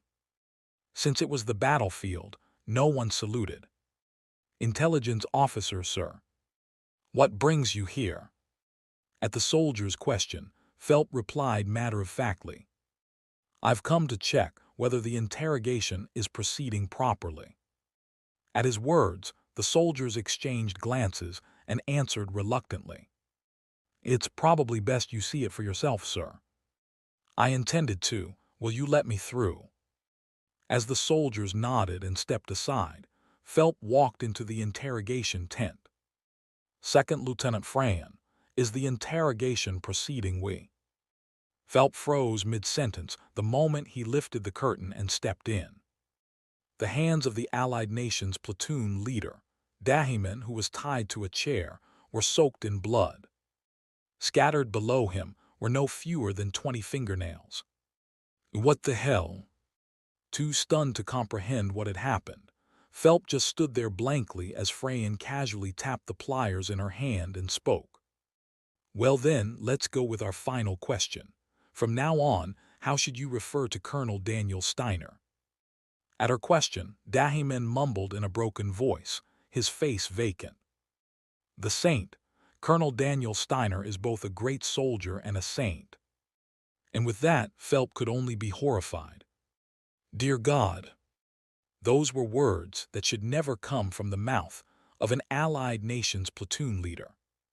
Which meant, in other words, that Frayan had utterly crushed the man's psyche. As the stunned Phelps watched in silence, Frayan gave a faint smile. "Well done. Now then, what does that make you and the Allied nations, who not only disgraced Colonel Daniel Steiner, but even plotted to kill him?" This time, Dahiman clenched his teeth without responding. Seeing this, Frayan tilted her head. "Oh my, are you still not properly reformed? Then, perhaps this time." She used the pliers to lift Dahiman's chin. Their eyes met, forced into alignment, and Frayan wiped the smile from her face. "Shall we try pulling a tooth?" Dahiman's breathing grew rapid. Overcome with fear, he shook his head desperately. Frayan gave him another chance, smiling with the gentle grace of a benevolent teacher. Well then, if you don't want to be in pain, you'll need to prove you've been reformed, yes. Will you answer my question? Dahimin, nodding furiously, shouted in a desperate bid to survive. Disgracing Colonel Daniel Steiner is the act of a beast, and to attack a man who is no different than a saint is beneath even a beast. Please, I beg you, forgive me. Apparently satisfied with the answer, Freyan pulled the pliers away. You're fully reformed now. I'm truly pleased. Then from now on. Just as she was speaking with serene kindness, Freyan noticed someone's presence and turned her head. Seeing Phelp, she blinked her black eyes a few times and then smiled. Oh, intelligence officer, perfect timing. With blood spattered across her face, Freyan spoke in a casual tone. She was horror incarnate. Not particularly wanting to comment on anything, Phelp cleared his throat and stepped closer. Second Lieutenant Freyan, was it? Seems like the interrogation was successful. Yes, I was able to extract the operation frequency and even the Morse code encryption. Of course, we'll need to interrogate the other prisoners to cross-check, but still. You plan to treat the other prisoners like this too? Freyan tilted her head, as if wondering what kind of question that even was. If necessary, I should, shouldn't I? There's no room for mercy toward traitors to the Empire or the beasts of the allied nations. Strangely enough, it was such a textbook answer that Phelp couldn't bring himself to argue. For some reason, he found Freyan terrifying and cleared his throat to change the subject. Excellent work. You extracted a confession in less than half a day. Did someone train you in interrogation? No, I've never received formal training, but Colonel Daniel recognized my abilities and advised me to train relentlessly, so I did just that. At the mention of Daniel, Freyan smiled shyly, like a girl in love. Still holding the bloodstained pliers. It was honestly terrifying. I see, the Chief of Staff guided you well. Phelp answered with a bitter expression, as he looked down at the Allied nation's platoon leader tied to the chair. Watching Dahimin sob as he clung to life, pride and humanity long discarded, Phelp made a silent vow. Even if it kills me, I must never betray Daniel Steiner. Late evening, office of the Director of the Security Bureau. They say His late Majesty will not make it through the night. If that's true, a state funeral will be held the moment he passes. At his aide's words, Director Otto of the Security Bureau smiled and nodded. When the funeral begins, what do you think will happen? The Noble Coalition will urge Her Majesty the Emperor to declare martial law, citing the need to control internal unrest. And with the defense commander having sided with Belvar, that'll be a necessary step if they want to seize the capital. But even if they take the capital, military command still lies with Her Majesty. If they don't secure the palace quickly, Her Majesty will surely summon outside forces to the capital. That's why I try to persuade Commander of the Royal Guard, Johans. It won't be easy, but he's someone who values imperial legitimacy just as much as Belvar does, so surely. Otto cut himself off mid-sentence. The door to his office swung open, and the deputy director entered. The deputy gave a respectful bow to Otto, who was seated behind his desk, then approached. Director, we've received new information regarding Colonel Daniel Steiner. Information. They say Colonel Daniel Steiner located and captured an Allied nations platoon that was transporting Etherlium ore. He's effectively blocked the enemy's trump card. Otto's eyes widened in shock. He couldn't believe it, but the deputy wouldn't lie to him. Do we have proof? The deputy pulled out a folder from his belt and handed it to Otto. This came directly from the 7th Division. You'll want to see it yourself. Opening the file, Otto couldn't help but be taken aback. The report stated that Chief of Staff Daniel Steiner had persuaded the division commander to conduct a search operation, and that the mission had succeeded in capturing an enemy platoon transporting Etherlium ore. How in the world did he find out? Calling him a genius doesn't even begin to cover it. Just as Otto was marveling, he turned the page and froze. There was a photo attached. And what is this? It was a picture of the Allied nation's platoon leader, bloodied and sobbing, his fingernails torn off. Seeing Otto's reaction, the deputy clarified. It was reportedly done by one of Colonel Daniel Steiner's subordinates. It's not certain, but rumor has it he warned that traitors to the Empire would meet the same fate.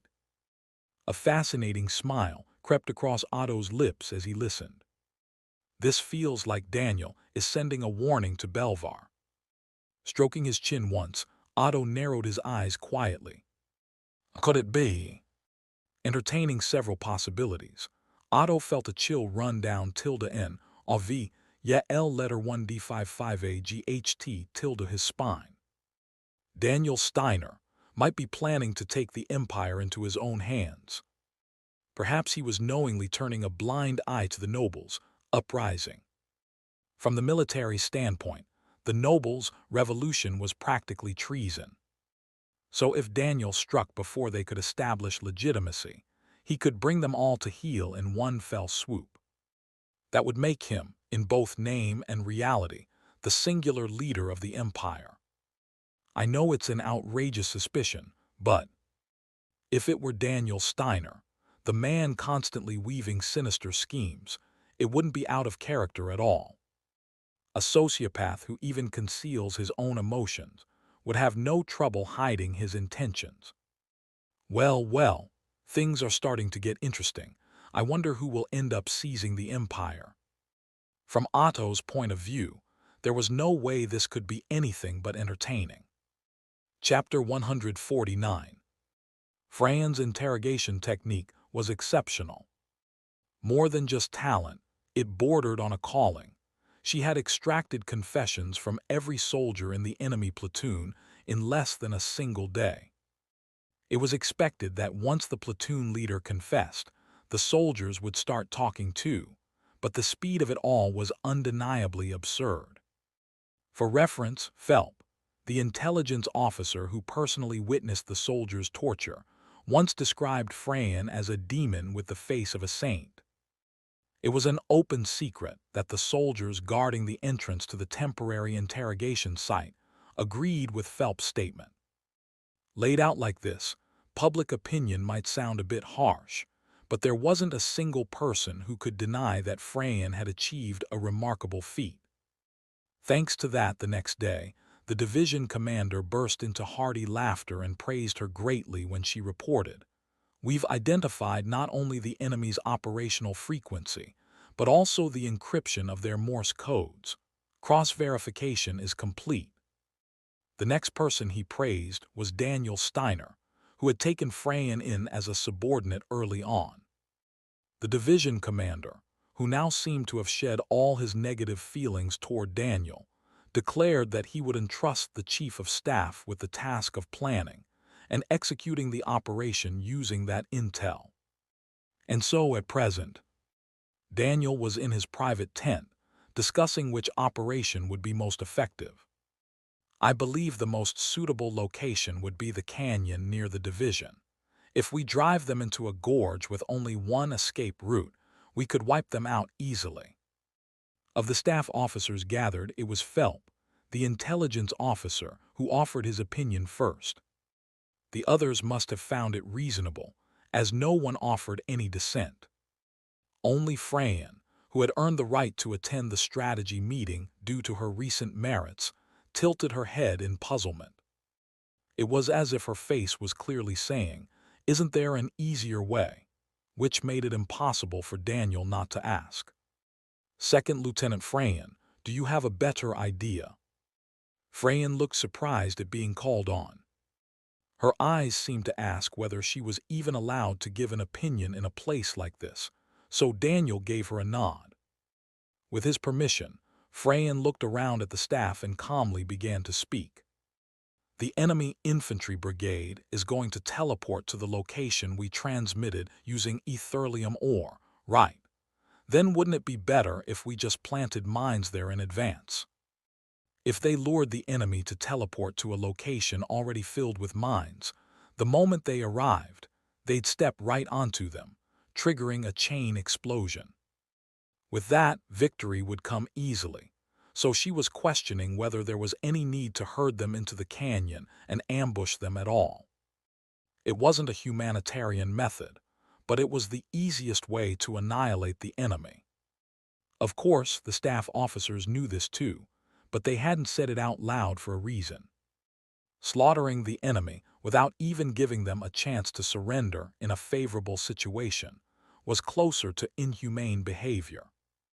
But with innocent eyes, Freyan was essentially saying, "Can't we just kill them all?" At least when it came to enemy forces, Freyan's humanity could be considered non-existent.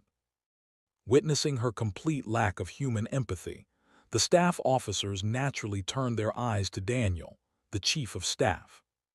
Rumor had it, after all, that the one who had trained Freyan to be this way was none other than Daniel Steiner. How exactly did he brainwash such a delicate-looking woman? The chief of staff might be a brilliant officer, but a man of character, maybe not. I mean, if it's all for the sake of the empire, I guess I can understand, but still. Convinced that Freyan's twisted mindset must have been shaped by Daniel Steiner, each staff officer quietly nurtured their own negative impressions. "I didn't make her like that. She was always like this, I swear." Daniel, overwhelmed and wrongly accused by those silent stares, cleared his throat and turned toward Lucy. "Lieutenant, what's your take? Do you find Second Lieutenant Freyan's suggestion reasonable?" Daniel was hopping his aide, Lucy, would criticize Freyan's suggestion as inhumane behavior. If the person closest to him, who'd been by his side the longest, rejected Freyan's statement, then the staff officers would realize that Daniel Steiner wasn't a cold-blooded monster. Freyan was just a bit off. It's reasonable, but inefficient. The problem was, Lucy was also a former test subject and therefore lacked a certain degree of humanity. Whereas Freyan had discarded her humanity by choice, Lucy had had hers forcibly taken from her. But without knowing the context, no one could really tell the difference between the two. Killing the enemy outright is less beneficial in the long term than taking them as prisoners. We could gain the upper hand in future prisoner exchanges, and in an emergency, we might even use them in operations. Therefore, it would be more appropriate to place the mines along their escape route. Lucy's red eyes blinked slowly. If the enemy finds themselves trapped in a canyon and realize that their escape path is a minefield, they'll lose morale and surrender. Making the Allied troops march toward the retreat route and triggering a mine as a warning might also work as an example. That is all. With her concise and precise explanation, the staff officers began nodding one by one. They all knew Lucy's method was, indeed, the most efficient. Still, thanks to Lucy's machine-like delivery, the misunderstandings the staff officers held about Daniel only deepened. Confirming that the officers were quietly gauging his reaction, Daniel closed his eyes and thought to himself, "Maybe it's fine with Lucy, but..." He decided, at least in public settings, never to ask Freyan for her opinion again. 5 days later, Allied Nations Infantry Brigade. "Comrades!" Brigade Commander Rafahal shouted loudly from atop a makeshift platform. In front of Rafahal, on the desolate plain, nearly 3,000 soldiers had gathered. "Today, we take part in a historic operation. Thanks to the tireless research and development of our nation's scientists into ethereum ore, we have now mastered the ability to freely manipulate teleportation during mana catastrophes. This is a monumental advancement, a stepping stone to leading our military to victory." From the front lines, the sound of artillery fire could be heard. It signaled that the Allied Armored Division had begun advancing on the enemy trenches. "As you all know, we'll be infiltrating the enemy's rear and striking the headquarters of those imperial buffoons. Once they lose their HQ, the Imperial forces will fall like dominoes, crumbling into a bunch of disorganized cowards. Watch yourselves. You might gag from the smell of piss they'll leak. The commander's crude joke drew scattered laughter from the troops. As he watched his men laugh, Raphahal's expression suddenly shifted, and he shouted again. Today, we show those imperial morons the true might of the allied nations. So fight with conviction. It's time we let the cowards of the empire witness our progressive triumph. Are we clear? Shouts of agreement rang out from all directions. Sensing that the soldiers' morale had reached its peak, Raphahal raised his hand. Then let them feel the terror of the allied nations. Commence teleportation. Even before Raphahal finished speaking, officers and soldiers echoed his command and pulled out refined etherlium ore from their pouches. Each piece was a fragment synced with the etherlium ore of the squads, already beyond the front lines. One by one, they shattered the ore, and bursts of light began to spread across the field. As the soldiers began vanishing one by one, their outlines still faintly visible, Raphahal pulled out his own etherlium stone. Infusing it with mana, he shattered the ore in his hand, and blinding light swallowed everything. Once the light vanished, the place Raphahal arrived at was a wide canyon. And not just any part of it, it was deep within the canyon, in a space where the exit was limited. The moment he saw the landscape, Raphahal felt something was off. What the hell is going on? I was told the coordinates would put us within visual range of the enemy's command center. Nothing about this place matched the intel they had received. The soldiers who had teleported with Raphahal were equally confused. Where? The enemy command center. What is this place? This doesn't match what we were told. Unaware that they had been deceived, they simply looked around in bewilderment. Meanwhile, more and more soldiers continued to arrive in flashes of light, and the canyon began to grow increasingly cramped. Watching the anxious troops, Raphahal issued a command as calmly as possible. 12th Battalion, move out of the canyon and secure visibility. Yes, sir. The battalion commander, upon receiving the order, began leading his men toward the one and only escape route. That was when it happened. Boom! With a thunderous explosion, flames and chunks of earth erupted in every direction. The shockwave tore through the air, flinging nearby soldiers like ragdolls. Clumps of dirt and blood hovered in the air before splattering back down, and then, belatedly, came the soldiers' screams. As his ears rang with a high-pitched whine, the 12th Battalion commander screamed at the top of his lungs. Immgwc, it's a minefield, stop moving, stop. Raphahal, who had been crouching down with his men, finally snapped back to his senses. As he slowly stood up, he saw the 12th Battalion returning through the smoke. While they were still in shock, a voice suddenly boomed from a loudspeaker somewhere. Ahem, can you hear me? The voice, amplified through the speaker, pierced through the ringing in their ears. You are currently surrounded. I repeat, you are currently surrounded. Turning his head toward the voice, Raphahal spotted a man in an officer's uniform standing atop the canyon cliff. Flanking him were soldiers who looked like grenadiers, rifles raised and aimed downward. Even at a glance, their numbers easily exceeded several hundred. With a single word from me, you will all be exposed to bombardment. I suggest you do not attempt escape. I won't bother explaining why. You just experienced it. As the smoke began to settle and the air cleared, the voice continued. So drop your weapons and surrender. This is the first and last mercy I will offer you. Only then did Raphahal see it. The Golden Cross medal pinned to the uniform of the man holding the loudspeaker. Daniel Steiner. The realization that he had walked straight into the man's trap sent rage boiling through his chest. Raphahal clenched his teeth hard, but if he refused this offer, it would only mean a meaningless death. Clenching his fists in bitter frustration, Rafahal took a deep breath, pulled out his pistol, and tossed it to the ground. No matter how many possibilities he ran through in his mind, the moment they stepped into this canyon, it was clear they wouldn't get out without Daniel Steiner's permission. Everyone surrender. But sir, I gave an order to surrender. As the brigade commander barked out the order, the sound NOVELIGHT of weapons being dropped echoed throughout the canyon. It was a stunning victory achieved by Daniel Steiner, Chief of Staff of the 7th Division, within just 1 hour of the battle's start. Soaked in the sting of defeat, Rafahal looked up at Daniel Steiner and was overwhelmed by a crushing sense of helplessness.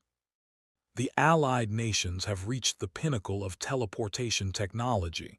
We developed a technique the Empire couldn't even make practical, and yet this man, he turned our own tech against us like it was nothing. From atop the cliff came the shouts of Imperial soldiers, demanding they discard their weapons and kneel. The Allied soldiers, who had moments ago burned with resolve, began dropping to their knees one by one, fear now etched across their faces. Daniel Steiner looked down at those soldiers as if they were already in the palm of his hand, expressionless. Even after such a decisive victory, he shows no joy. As if to say that victory was nothing but a given. Seeing that, Rafahal was certain of one thing. As long as Daniel Steiner lives, the Allied nations will never win. Chapter 150. 3 hours since the battle began. Command Tent of the Allied Nations, 12th Armored Division. What the hell is the infantry brigade doing? Why haven't we heard a single report of an attack? The division commander shouted in frustration, but no one could offer a clear answer. The staff officers, gathered around the central table where the operation map lay spread out, simply exchanged vague glances. Every one of their eyes was steeped in distrust and despair. No one said it aloud, but everyone sensed that something was going very wrong. And rightly so. If the operation had gone according to plan, they should have received word by now that the infantry brigade had struck the enemy command center. But no such report had come. Instead, the Imperial forces were fending off the Allied assault with flawless order and coordination. In the distance, the continuous sound of artillery fire rang out like a somber background score, condemning everyone inside the command tent. While everyone stole nervous glances at the division commander, the intelligence officer finally opened his mouth with great difficulty. Your Excellency, 3 hours have passed, and there are no signs of collapse within the enemy command structure. I suspect there may have been a problem with the Etherlium-based strike operation. He couldn't finish his sentence. The look in the division commander's eyes radiated fury, just on the brink of erupting. Sensing the mood, the intelligence officer quickly lowered his head, and the division commander gritted his teeth. This was the first time we ever attempted a strike operation using Etherlium. Do you hear me? Even for us, it was the first time executing such an operation. The division commander slammed the central table with a loud bang. The staff flinched but kept their composure, staring straight ahead. And yet, are you telling me someone anticipated our plan and prepared for it in advance? Who the hell could do that? Who could possibly manage that? As the division commander's interrogation intensified, the intelligence officer's breath became visibly uneven. He wanted to survive the moment through silence, but the division commander wouldn't allow it. Feeling the weight of the persistent glare, the intelligence officer finally spoke in a trembling voice. As Your Excellency is aware, Colonel Daniel Steiner was recently assigned as Chief of Staff of the Imperial 7th Division. Considering he was previously exposed to an Etherlium-based projectile attack, it is likely that he has always been wary of our teleportation technology. In other words, if there was anyone who could have predicted a large-scale Ethereum teleportation operation, it would be Colonel Daniel Steiner. The rest of the staff silently nodded in agreement, and the division commander clenched his fists. Are you saying that we've been toyed with by just one man, Daniel Steiner? The refusal to accept reality often manifests as rage. Just as the division commander was about to lash out again, Immgwc, the communications officer who had been waiting outside, entered the tent. He saluted with a simple nod and began to speak. Your Excellency, I have an urgent report. A report? The situation is unfavorable, sir. The 4th Armored Battalion has been wiped out near the enemy trenches. It appears they were exposed to concentrated enemy fire. As a result, our left flank is on the verge of collapse. As the division commander gripped his command baton tightly, the officer continued his report. The 3rd Armored Battalion has also suffered major losses and is in retreat. Subordinate forces have lost command and are withdrawing in disarray. The situation is completely out of control. The air in the command tent grew heavier with silence, but the communications officer didn't stop. Under current circumstances, maintaining battle formation is impossible. Furthermore, the Imperial Armored Battalion has launched a counteroffensive, exploiting our exposed left flank. Your Excellency, at this rate, we have no chance of victory. Hearing this, the division commander grabbed the central table and exhaled through clenched teeth. It was obvious, painfully obvious. As much as he didn't want to admit it, Imperial tanks outperformed their allied counterparts in both mobility and firepower. With their thick armor plating, a frontal engagement meant certain defeat. To make matters worse, the Imperial infantry constantly carried anti-tank weapons, making it nearly impossible to breach their defenses through conventional means. That's why we had pinned all our hopes on the infantry brigade. The brigade that was supposed to teleport into the enemy rear using Ethereum and strike their command center hadn't sent any word at all. It was as if they had been attacked and captured the moment they teleported. Have we truly been played by Daniel Steiner? A wave of dizziness surged over him, and his vision began to flicker. The overwhelming stress was starting to take its toll on the division commander's mind. Your Excellency, you must make a decision. At this rate, we won't be able to recover from our troop losses. Sir, it's not too late, we still have time. The panicked voices of his staff hammered at his already aching head. The division commander let out a low groan and opened his mouth with a face stained in the colors of defeat. The reserve troops, if we commit the rear reserves. Not a single staff officer voiced agreement with that suggestion. They all knew that deploying the reserves wouldn't change the outcome of the battlefield. Oh, damn it! In the end, the division commander, his face utterly defeated, shouted, "Order a full retreat, immediately."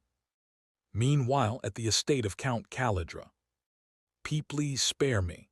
I only acquired a few luxury goods that weren't on the manifest. I swear, I never intended to harm the military, not in the slightest. In the front courtyard of the mansion, a man covered in wounds was kneeling, begging for his life. His name was Grian. He was a colonel who had served as deputy logistics officer for a regiment, a man known for his popularity and wide connections among political and financial circles. Among those close to Grian were several high-ranking military officials as well, making him a rising star whose path to success seemed guaranteed. That is, until he got caught skimming off military supplies. Count Calidra, standing among his bodyguards and leaning on a cane, looked down at Grian and spoke. Even if they weren't on the manifest, luxury goods are still classified as military supplies, and thus property of the state. And yet you claim you didn't mean to harm the military by embezzling them. Your Excellency, I hate liars, but what I hate more are liars who beg for their lives." Grian's face turned deathly pale. Realizing there was no chance he'd make it out alive, Grian trembled in terror when Calidra suddenly continued. "However, considering the damage you caused the military wasn't significant, I'll let you live. Instead, you'll pay a fine several hundred times the amount you embezzled. You have no objections, I assume." Upon hearing Calidra's words, Grian flattened himself to the ground. "Yes, of course. If I can be forgiven for my crimes, I'll cooperate however you wish." Calidra gave a nod and was just about to order Grian released when, "Your Excellency," Deputy Director Beck of the Central Intelligence Bureau approached. Beck wore a grave expression as he leaned in to whisper into Calidra's ear. "The 12th Armored Division on the Western Front has suffered a defeat and begun retreating. It's not yet fully confirmed, but it appears the Imperial Army preemptively countered the Allied nations' Etherlium-based technology after learning of its development." One of Calidra's eyebrows twitched. He gave Beck a look that seemed to ask if it was true, and Beck, breaking into a cold sweat, finally spoke. "It's confirmed. After the infantry brigade deployed using Etherlium teleportation, all communication abruptly ceased, as if by some absurd coincidence. They were either captured or killed." After hearing everything, Calidra's eyes began to tremble. In a flash of rage, he pulled a pistol from his coat and advanced on Grian. Hearing footsteps, Grian looked up and saw Calidra swinging the pistol toward him. "Go!" With a dull thud, Grian collapsed onto the ground. Shocked and gasping, Grian rolled his eyes upward and looked at Calidra. Seeing the barrel of a gun aimed at him, he started panting and quickly shouted, I'll tell you everything. It wasn't just me. There are other logistics officers too." Calidra pulled the trigger. Bang! The gunshot rang out, and the bullet slammed into Grian's skull. Even after confirming that Grian was dead, Calidra didn't stop pulling the trigger. Bang, crack, bang. Gunshots echoed in rapid succession, and even the bodyguards couldn't bear the gruesome sight. They shut their eyes tight. Despite the blood and gore splattering everywhere, Calidra kept pulling the trigger until the magazine was empty. Only then did he stop. He hurled the pistol at the corpse in a fit of disgust and exhaled raggedly. In his overheated mind, there was only one face floating to the surface. "It's you again, Daniel Steiner. You're disrupting me to a revolting degree." The hatred was palpable. And yet, Daniel Steiner was also the one man Calidra respected more than anyone else. Daniel's achievements always defied Calidra's expectations. If they hadn't met as enemies, he would have wanted Steiner closest to him. Running a hand through his disheveled hair, Calidra quietly opened his mouth. "Deputy Director." Beck approached and bowed his head. "Relay this to Duke Belvar. If they missed this chance, they would never be able to catch Daniel Steiner again." Catching his breath, Calidra narrowed his eyes sharply. "Tell him there's no other way now. We must seize the capital without delay." Chapter 151.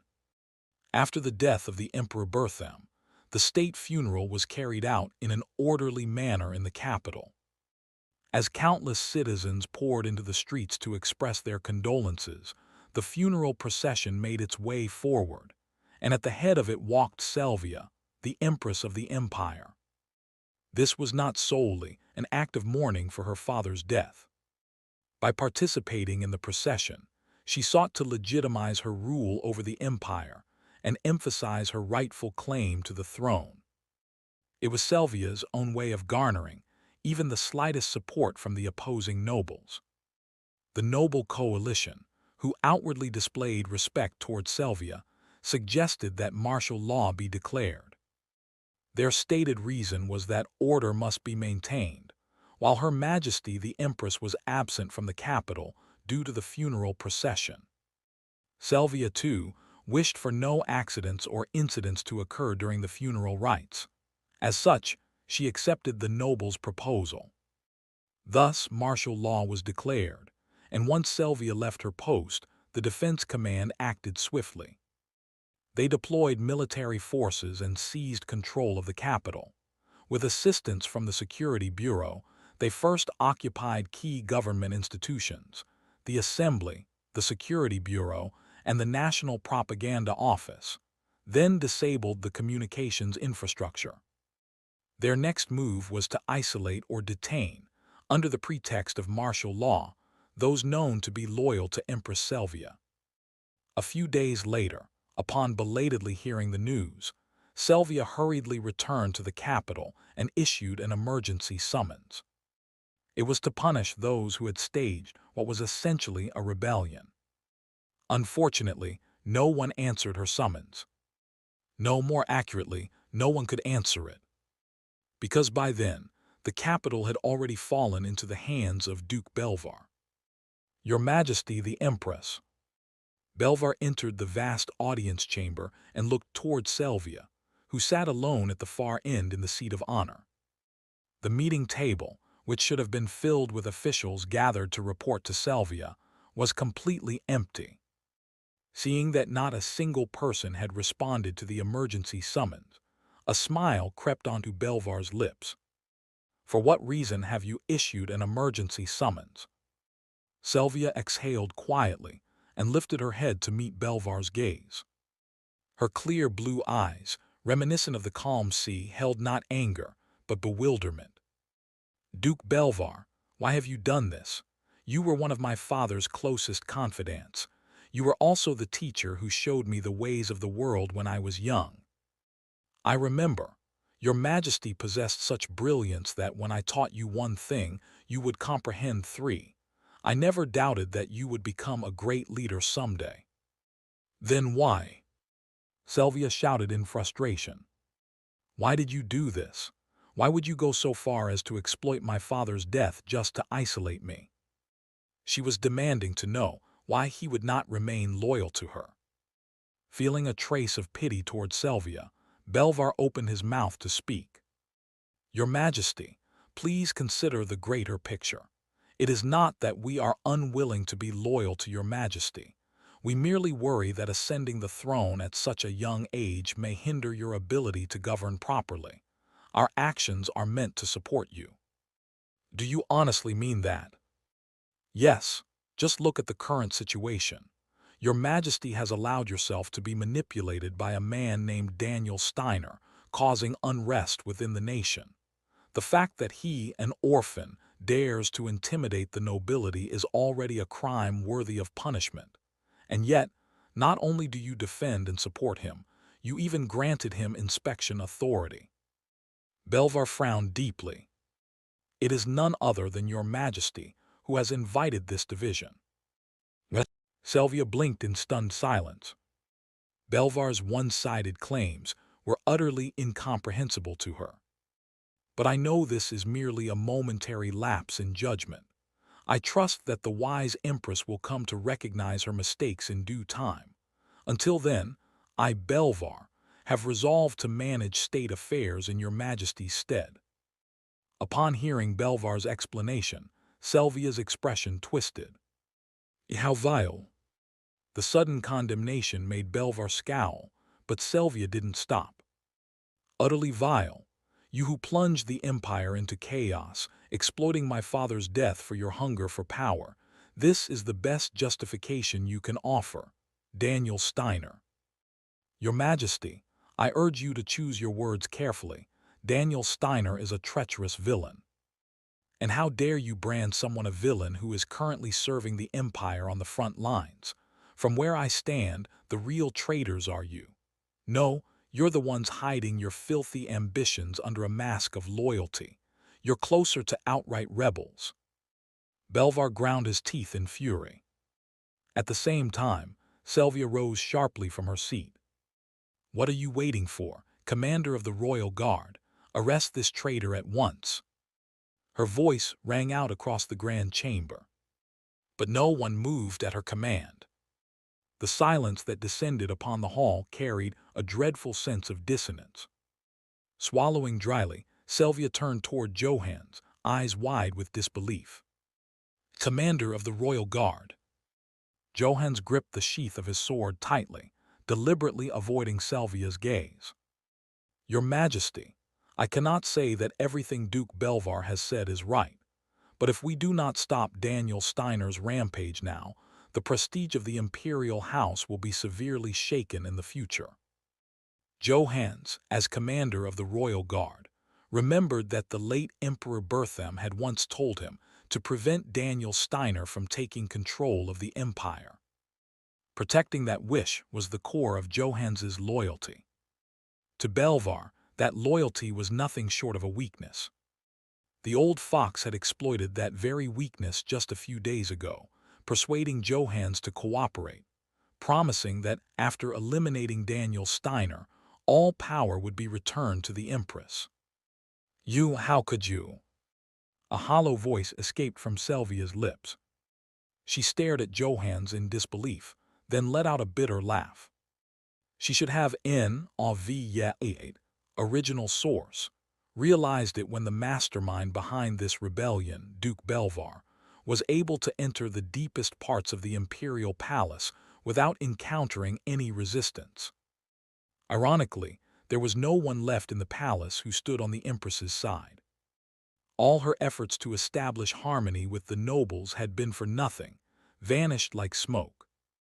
As Sylvia fell into self-mockery, Belvar composed his voice. Commander of the Royal Guard, Her Majesty the Empress appears to be in need of rest. Why don't we escort her to the Golden Sanctum so she can rest well? He was ordering that Sylvia be confined to the topmost floor of the palace. Still gripping the sheath of his sword in silence, Johans finally nodded after some hesitation. Taking a deep breath, Johan stepped toward Sylvia. Your Majesty, allow me to escort you. Nothing good will come of remaining here, so please. Sylvia turned to look at Johans, and the light vanished from her eyes. Slowly closing and reopening them, Sylvia shook off his hand and glared at Belvar. You will pay for this, without fail, Duke Belvar.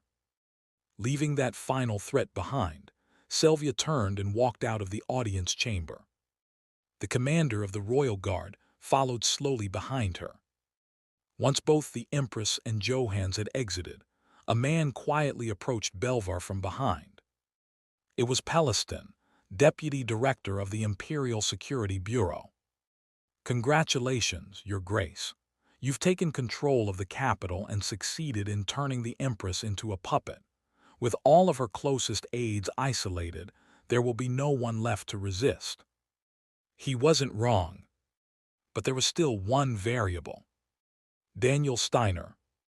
As long as Daniel Steiner, currently serving as Chief of Staff of the 7th Immgwc Armored Division, remained alive, there could be no peace of mind.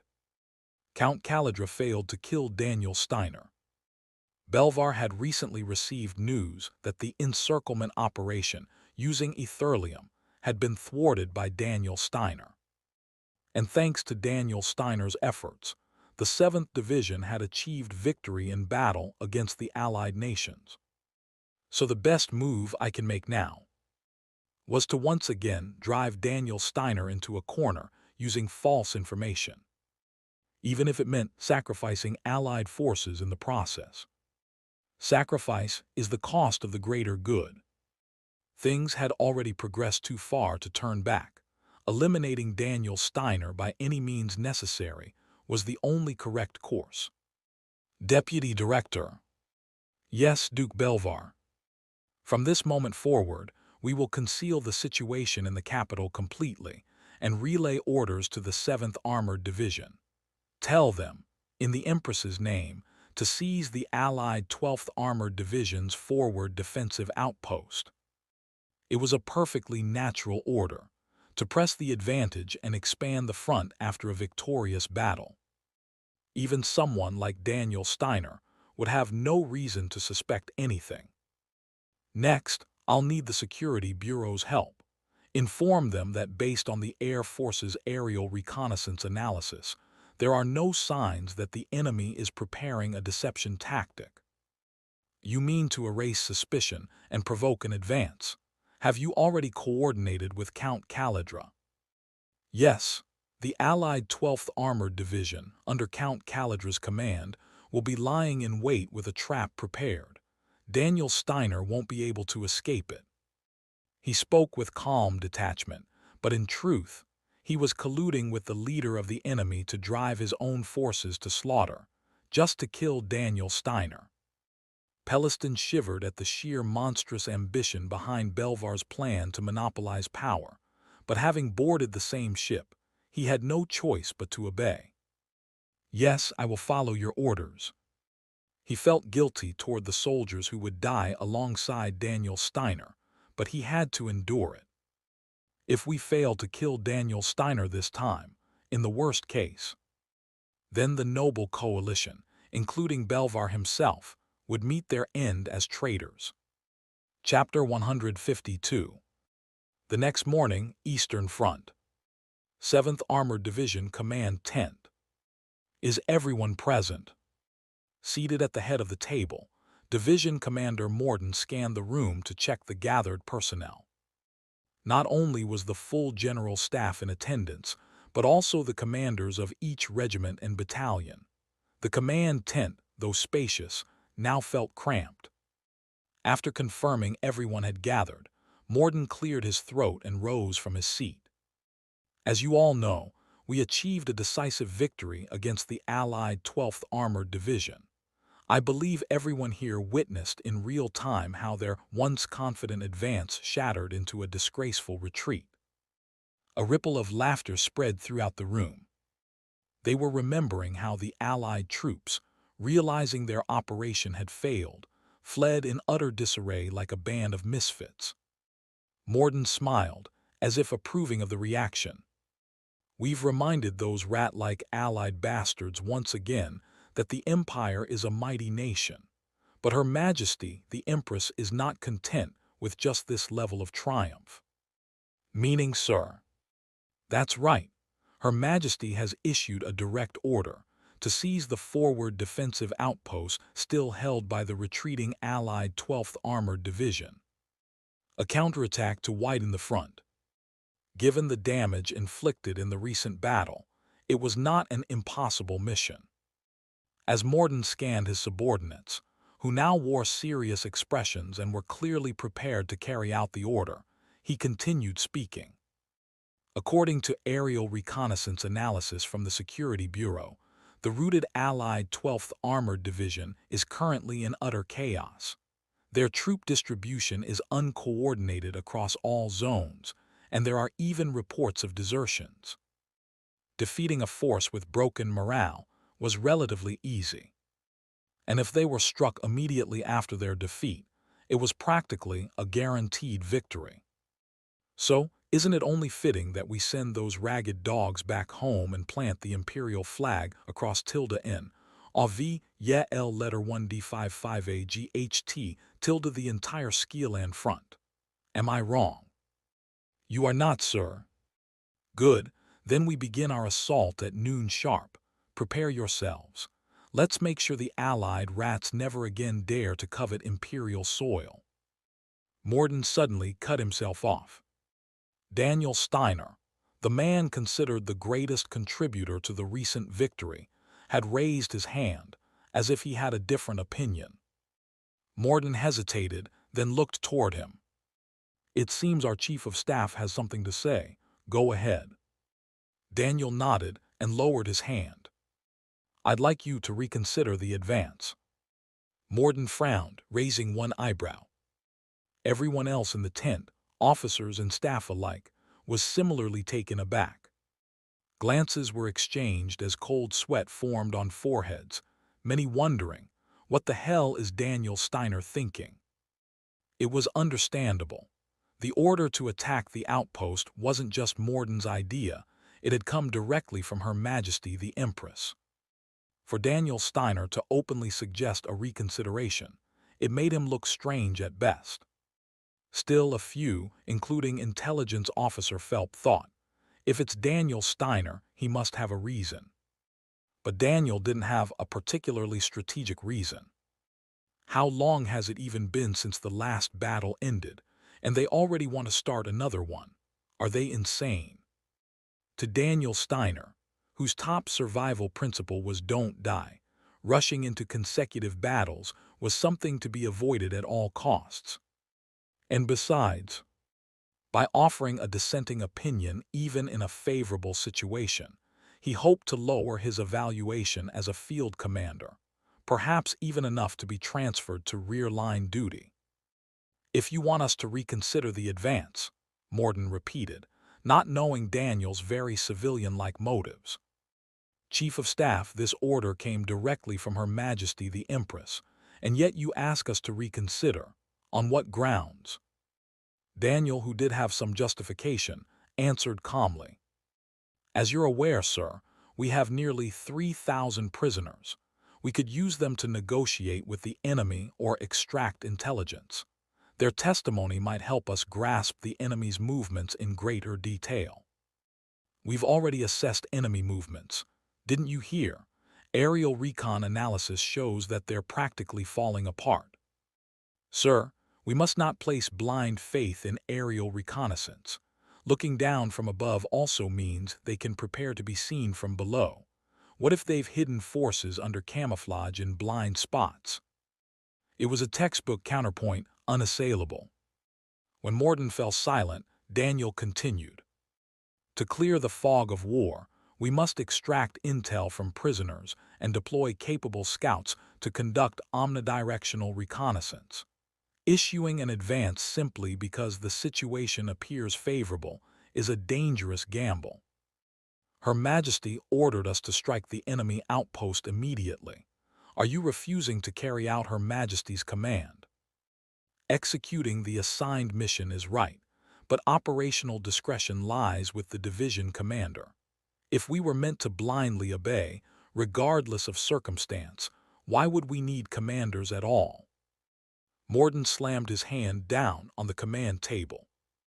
Daniel Steiner's words had struck a nerve. "Chief of Staff, just because you scored some victories doesn't make you my superior. I've been patient, but you've clearly overstepped your bounds. Not only do you question Her Majesty's decision, now you insult me. After this battle, you can expect to face a court-martial." Exactly what Daniel had wanted. He was almost grateful to Morden for taking the bait, but to keep up appearances, he frowned slightly, as if offended. "You'll regret this decision." Having said that, Daniel turned and walked out, as if there was no reason for him to remain in the tent. He could hear Morden shouting at him from behind, but Daniel ignored it completely. "A perfect exit, if I'm lucky." Maybe, just maybe, he might finally be discharged from the military altogether. A victorious grin spread across Daniel's face.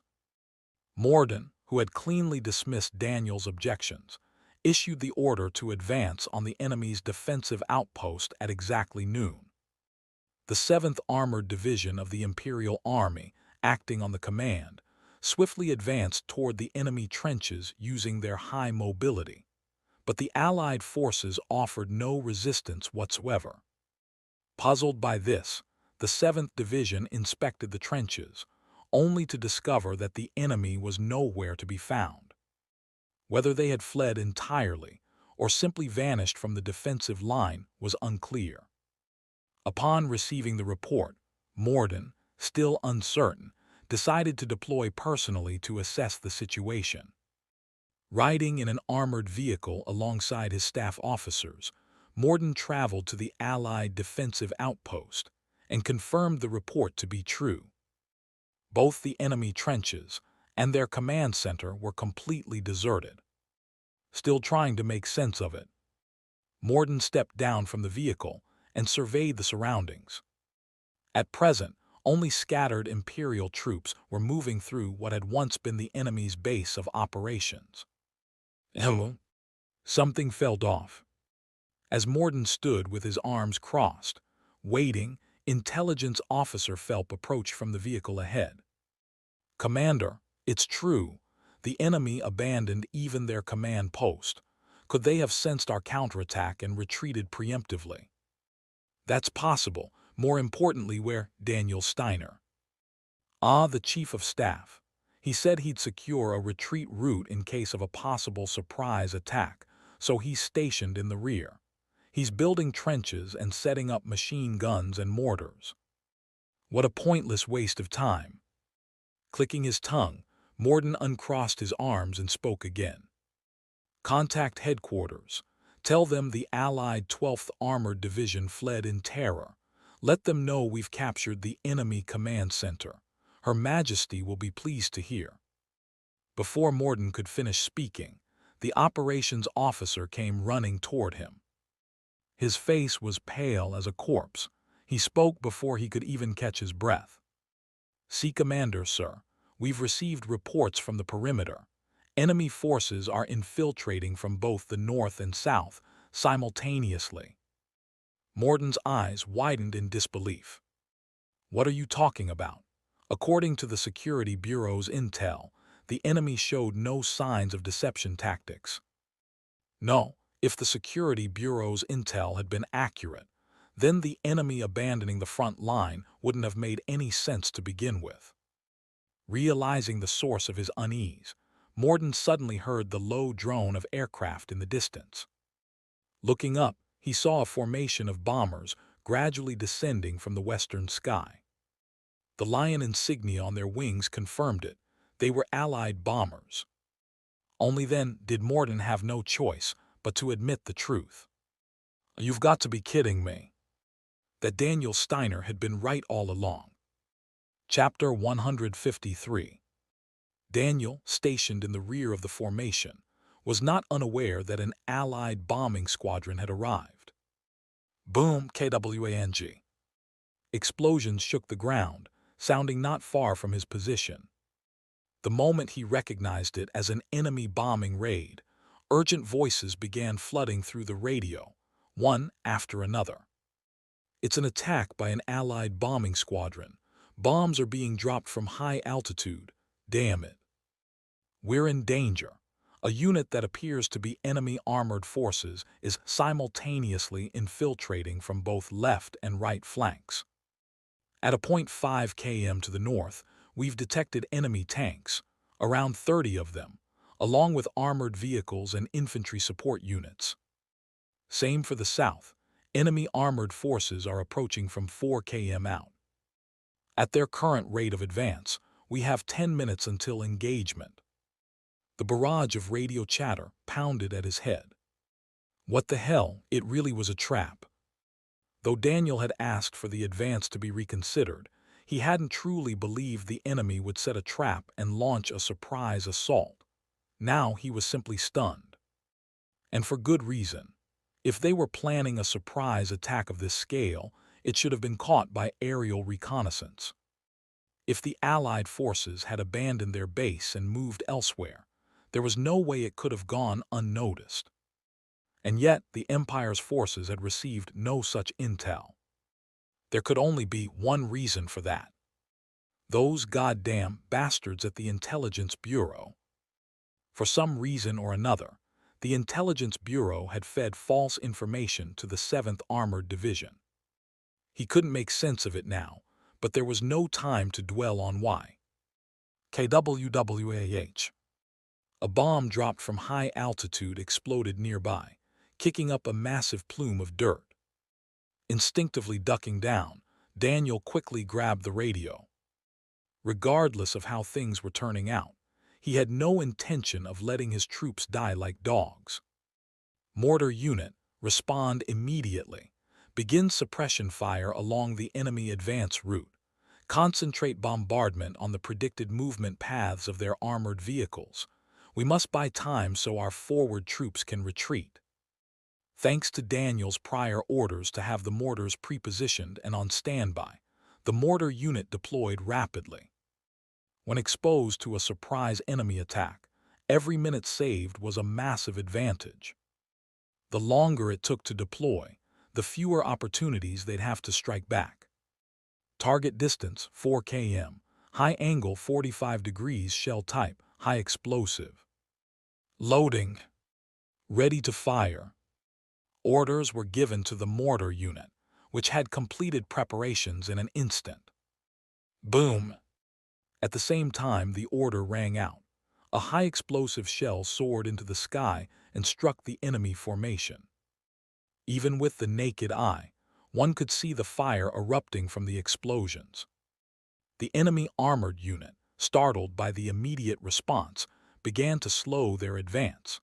Letter 1D4 1F, letter 1D5 6 3, letter 1D5 F2, letter 1D5 5 6, letter 1D5 6 8, letter 1D5 F2, letter 1D5 F0, letter 1D6 9 8, letter 1D4 to 6. Seeing the impacts, the mortar unit intensified their barrage. As the thunder of the mortars echoed in succession, Daniel continued issuing commands over the radio. Machine gun positions, prepare to intercept enemy infantry. Anti-tank teams, take cover in the trenches and stand by. Do not engage until the enemy enters effective range. Issuing orders one by one, Daniel walked toward the temporary trench where Imperial soldiers had gathered. He could have fled to a safer location and hidden himself, but Daniel chose not to. Because even if he escaped now and survived, once the unit was defeated, he was as good as dead. From the Allied perspective, Daniel Steiner was the worst kind of enemy, someone they had no reason to let live. He knew that if captured, he would die after enduring unspeakable torture. That's why he decided to remain with the soldiers, to slightly raise the odds of retreat. In short, Daniel was simply acting in the direction most favorable to his own survival. Of course, the soldiers, who had no idea what he was truly thinking, saw only the noble image of a chief of staff who had chosen to fight alongside them. Chief of Staff, you must evacuate to a safe location. We'll hold the line here. Soldiers who had always respected Daniel Steiner tried to stop him, but he refused to back down. No, I will fight here with you. What meaning is there in fleeing to save my own life? Can that even be called living? Let me say this clearly. Turning your back on the battlefield and fleeing is no different from death. He meant every word. Unlike the soldiers, Daniel knew that the moment he was caught by the Allies, he was dead. And not just dead, he was guaranteed to die under brutal torture. That was why he stayed, to fight alongside them. My comrades, we are the vanguard and cutting edge of the Empire. So what if those Allied rats have launched a surprise attack? We, the sharpest sword of the Empire, do you think we can be broken? Cries of no echoed from all sides. As a brief silence settled, Daniel looked over the soldiers' faces and gave a firm nod. Boom! An explosion near the trench left a ringing in his ears. As the dirt blasted into the sky began to fall like rain, the soldiers held their positions and opened fire at the approaching enemy. Gunfire and explosions roared around them. Daniel crouched behind the trench wall. Leaning against the dirt embankment, he exhaled slowly. Damn it, when the hell is our main force arriving? Daniel was holding this retreat path because he had to buy time for the Imperial forces deep in enemy territory to pull back. The main force had pushed in, and unless they were extracted, the retreat would be a massacre. From the Allied perspective, they had to block that route if they wanted to complete the encirclement. But Daniel was obstructing it, creating a major problem for them. I don't know how much longer we can hold. They were doing their best, but it was only a matter of time before the enemy pushed through and cut off the escape route. If only Lucy or Freyan were nearby. But he had sent them toward the enemy headquarters to track the division commander's movements. He couldn't rely on them now. While that anxiety gnawed at him, a soldier manning the machine gun had his head explode with a sickening splat. Another soldier immediately grabbed the gun, only to be shot through the head and collapse backward. Daniel, watching the scene with confusion, suddenly heard a transmission. Sniper, fuck. There's a sniper in the northwest watchtower. Daniel closed his eyes with a grim murmur. When did they get up there, or were they there from the start? He couldn't say for sure, but if they left that sniper unchecked, the enemy's advance would speed up even further. Daniel opened his eyes, knowing the sniper had to be eliminated, and turned his head to the side. A young man who appeared to be a radio operator was clutching his helmet, trembling uncontrollably. Chief of Staff, at this rate we're all going to die. I don't plan on dying, at least not right now. Saying that, Daniel grabbed the radio operator's rifle, which had been propped against the trench wall, and stood up. Whether the sniper had spotted him or not, the muzzle began hash to turn in his direction. At that moment, Daniel activated his neural acceleration and shouldered the rifle. He calmed his breathing, gauged the distance to the sniper, and recalled the wind direction. About 500 meters. It was far, but just barely within effective range. In a world where everything moved in slow motion, Daniel focused all his attention and pulled the trigger. Tang! The bullet shot out of the muzzle, and the neural acceleration disengaged at the same moment. The bullet, infused with Daniel's mana, exploded forward and pierced the sniper's head.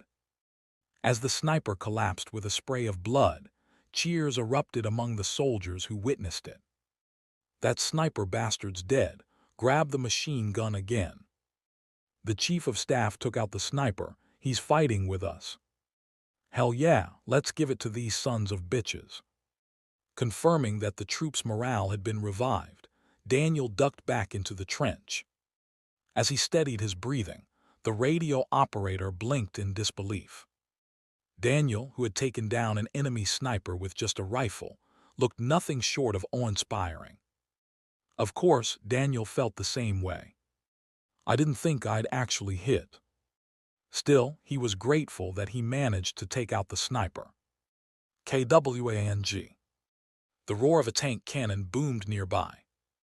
At first, Daniel thought an enemy tank had already reached the trench line, but when he realized the sound had come from deeper within the retreat route, his expression brightened. They're finally here. The armored units that had been isolated deep inside the enemy command zone had begun to link up. Now they just needed to withdraw. Daniel grabbed the radio and shouted, "The main force has joined up. Conduct one final fire projection, then prepare to retreat. I repeat, the main force has joined. After a final volley, retreat with the main force." Believing that the retreat path had been successfully held, Daniel lowered the radio and let out a sigh of relief. The radio operator was looking at Daniel with reverent eyes, as if staring at a god. "Didn't I tell you?" Turning to meet the gaze, Daniel offered the radio operator a faint smile. "That I wasn't planning to die here today." Thanks to Daniel holding the retreat path, the 7th Armored Division was able to withdraw safely to friendly lines. Despite being bombed and caught in a surprise assault, they had suffered only minimal losses. As a result, even though they had technically been defeated, the morale of the troops remained relatively intact. At the center of that morale was Daniel Steiner, because not only had he predicted the enemy's surprise attack, he had also fought to the end alongside the soldiers. Of course, Daniel himself wasn't particularly interested in any of that. Relieved simply to have survived, Daniel was on his way to the command tent to check the status of survivors and organize the situation, when he suddenly stopped. He had run into the division's intelligence officer, Phelps, along the path. Looking utterly exhausted, Phelps hurried over as soon as he saw Daniel. "Chief of Staff." Bowing his head in greeting, Phelps began to speak as though burdened with guilt. "I'm sorry. If I had known things would turn out this way, I should have spoken up in the strategy meeting instead of staying silent. What's done is done. What matters now is stabilizing the military, not seeking forgiveness. Where is the division commander? Phelps fell silent. Daniel tilted his head, puzzled, and Phelps quietly opened his mouth. Unfortunately, the division commander was caught in the bombing and has been killed in action. What? Daniel didn't even have time to react before Phelps continued. Therefore, in accordance with the chain of command. Phelps lifted his head, and his eyes held a grave weight. Effective immediately, Chief of Staff, you are the acting division commander of the 7th Armored Division. Chapter 154. Meanwhile, in the Capitol Parliament. Inside the leadership office of the Free Society Party. Your Grace, allow me to congratulate you on seizing control of the Capitol. A young man in a crisp suit handed a cup of coffee to Belvar as he spoke. His name was Kadam. He was a member of the Noble Coalition and had become the new party leader of the Free Society Party after Kemble was imprisoned. Belvar, seated on the sofa, accepted the coffee, and Kadam sat down across from him. It's reassuring to see everything going according to plan, as expected of Duke Belvar. Lately, I find myself ever more certain that siding with you was the right decision. Belvar frowned at Kadam's sycophantic tone. Don't be so reckless. This isn't the time to celebrate victory. You mean to say caution never hurts? Understood. More importantly, I heard your Grace has confined Her Majesty to the topmost level of the Imperial Palace. What are your plans moving forward? Officially, it's been stated that Her Majesty the Empress is resting, having been deeply shocked by the passing of the late Emperor. The Imperial Daily has already published the article and is spreading it. A way to buy time, in other words. Seizing control of the capital doesn't mean we've secured control of the military. We must make the first move before outsiders realize the situation here and mount any resistance. Glancing around unnecessarily, Kadam lowered his voice. By first move, you mean? There will be a large-scale reshuffling of personnel. We must neutralize the pro-Empress generals to prevent any unexpected accidents. I see, and after that, I'll make an official announcement that I'm assuming the role of regent until Her Majesty recovers from the shock and regains full mental clarity. Hearing the plan, Kadam began to understand why Belvar had sought him out. Then I am to assist in pacifying the people. Yes, the moment I declare myself regent, public dissatisfaction will rise sharply, especially in the capital where most of the citizens support Selvia. To suppress that unrest, I'll promise a tax cut. Promising tax cuts in the middle N, L Cyrillic letter 456 G, Cyrillic letter 4 BBT. Official version of a war was, in effect, no different from weakening the military. That was because most of the tax revenue was being funneled into the production and supply of military goods. However, for the increasingly burdened public, Belvar's promise of reduced taxes would certainly be received positively. After all, people tended to focus on short-sighted personal gain. Once public dissatisfaction has subsided, you'll step up to represent the Noble Coalition. Assert that it's only right for me to act as regent, and repeatedly emphasize that the coalition is pushing for reforms solely for the benefit of the people. Of course, and after the tax cuts, we can incite them with something like, the taxes could have been lowered before, but the Empress didn't do it. She never cared for the people. Something along those lines. Good, you're catching on quickly, once we've gained a significant portion of the public's support. A faint glint of realization flickered across Kadam's lips, forming a smile. A republic. If everything goes well, we might even depose the Empress and declare a republic. It's a distant future, but not an impossible one. As expected of Duke Belvar, my humble brain can hardly keep up with yours. Hearing the flattery, Belvar clicked his tongue once and stood up from his seat. He had shared the general outline of the plan. There was nothing more to discuss. When the time comes, I'll give the signal to act. Until then, make sure the parliament members and party affiliates are properly managed. Of course. Kadam rose somewhat awkwardly and gave a respectful bow. Belvar, silently watching him for a moment, turned and exited the office. He walked through the halls of Parliament until he reached the entrance, where he abruptly stopped. Deputy Director Pelliston of the Security Bureau was waiting for him at the entrance. Restless and fidgeting, Pelliston immediately approached and bowed when he spotted Belvar. "Duke Belvar, and what is it?" Lifting his head, Pelliston hesitated briefly before speaking. "The Allied 12th Armored Division's surprise attack has failed." At his words, Belvar quickly glanced around. After confirming that no one was within earshot, he lowered his voice.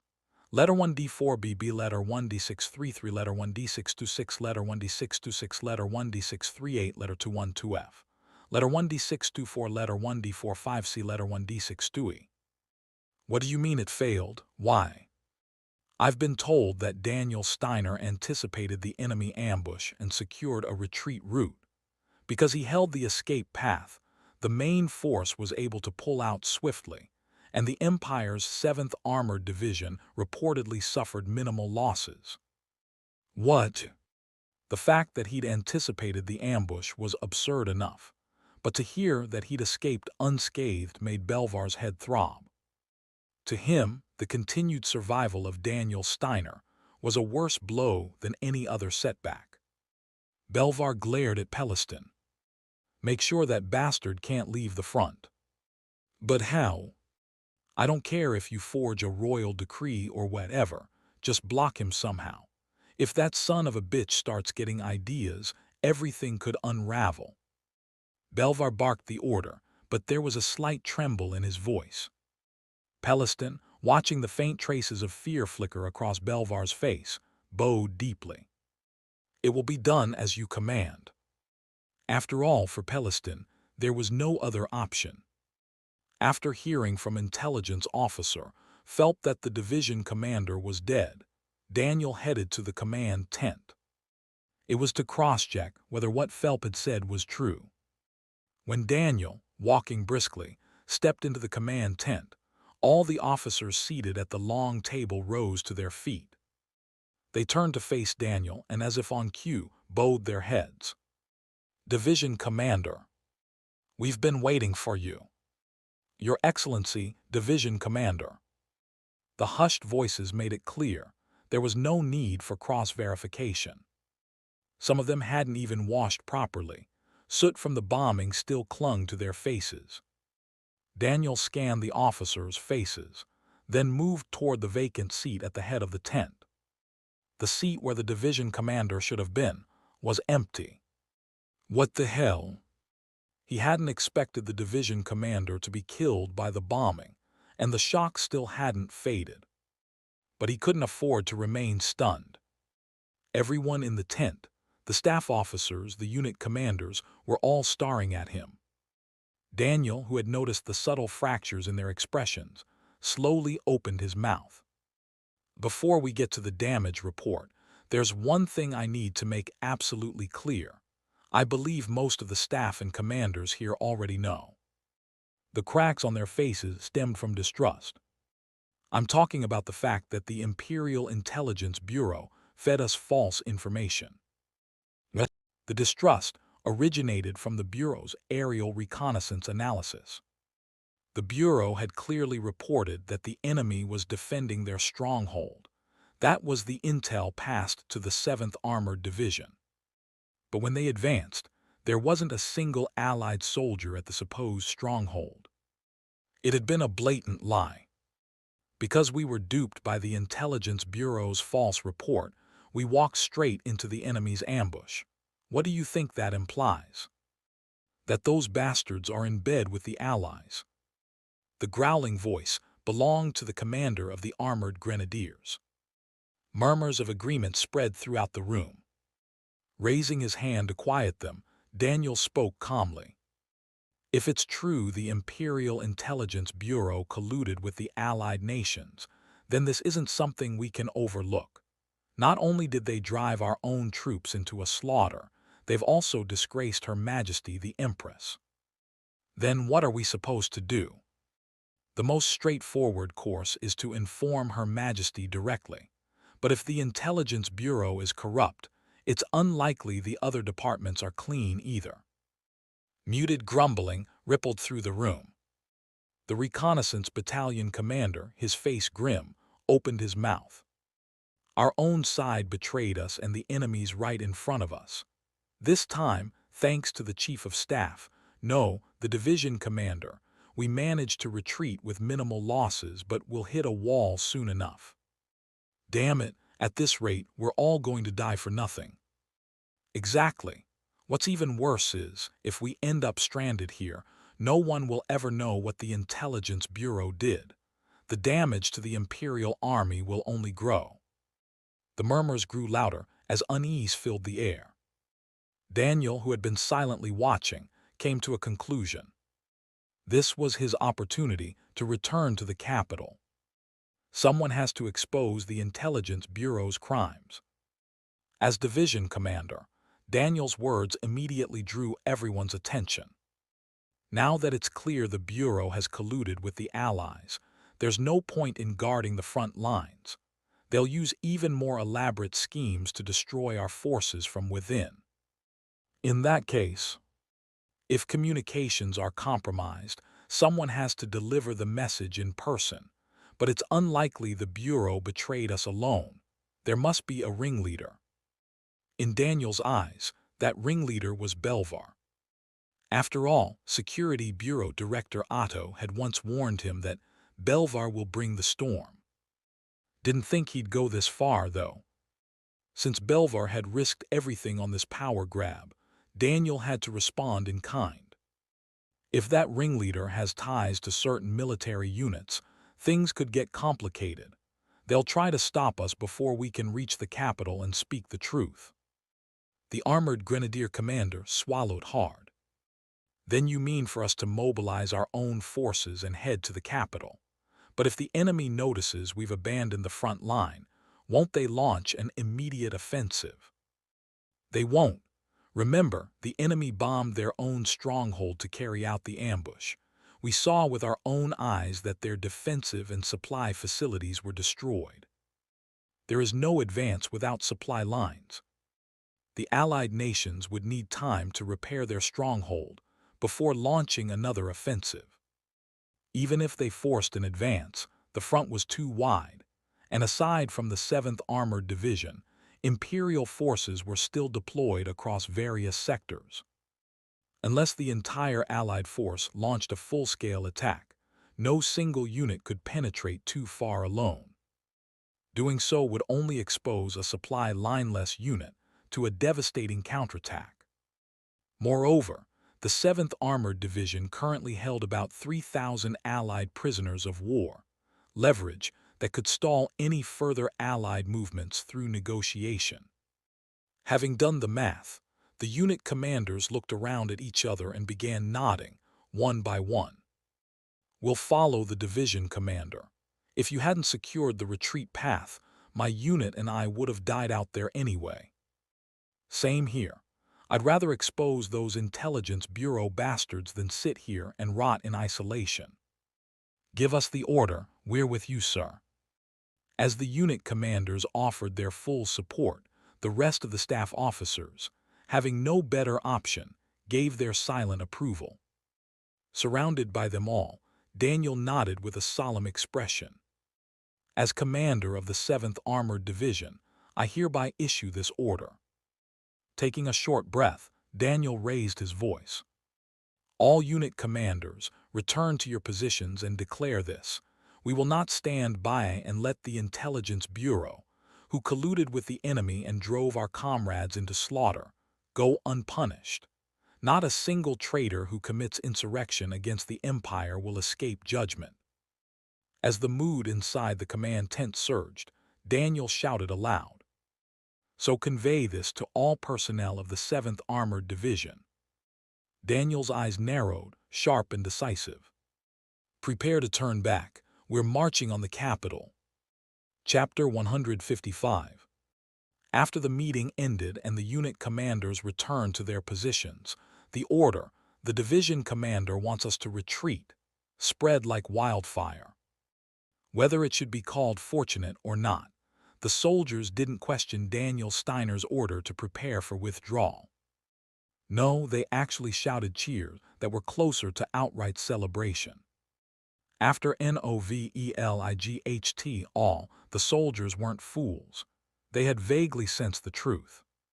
That the Intelligence Bureau had deliberately fed them false information, exposing the 7th Magitech Armored Division to the enemy's ambush. Looking back, it was thanks to Daniel Steiner, who had sensed something was wrong and secured a retreat path in advance, that the 7th Division had been able to fall back with only minimal casualties. On top of that, unlike other commanders who merely issued orders and withdrew to the rear, Daniel Steiner had risked his life to fight alongside the soldiers. There was even a story going around, a heroic tale that he had personally picked up a rifle and taken out a sniper several hundred meters away.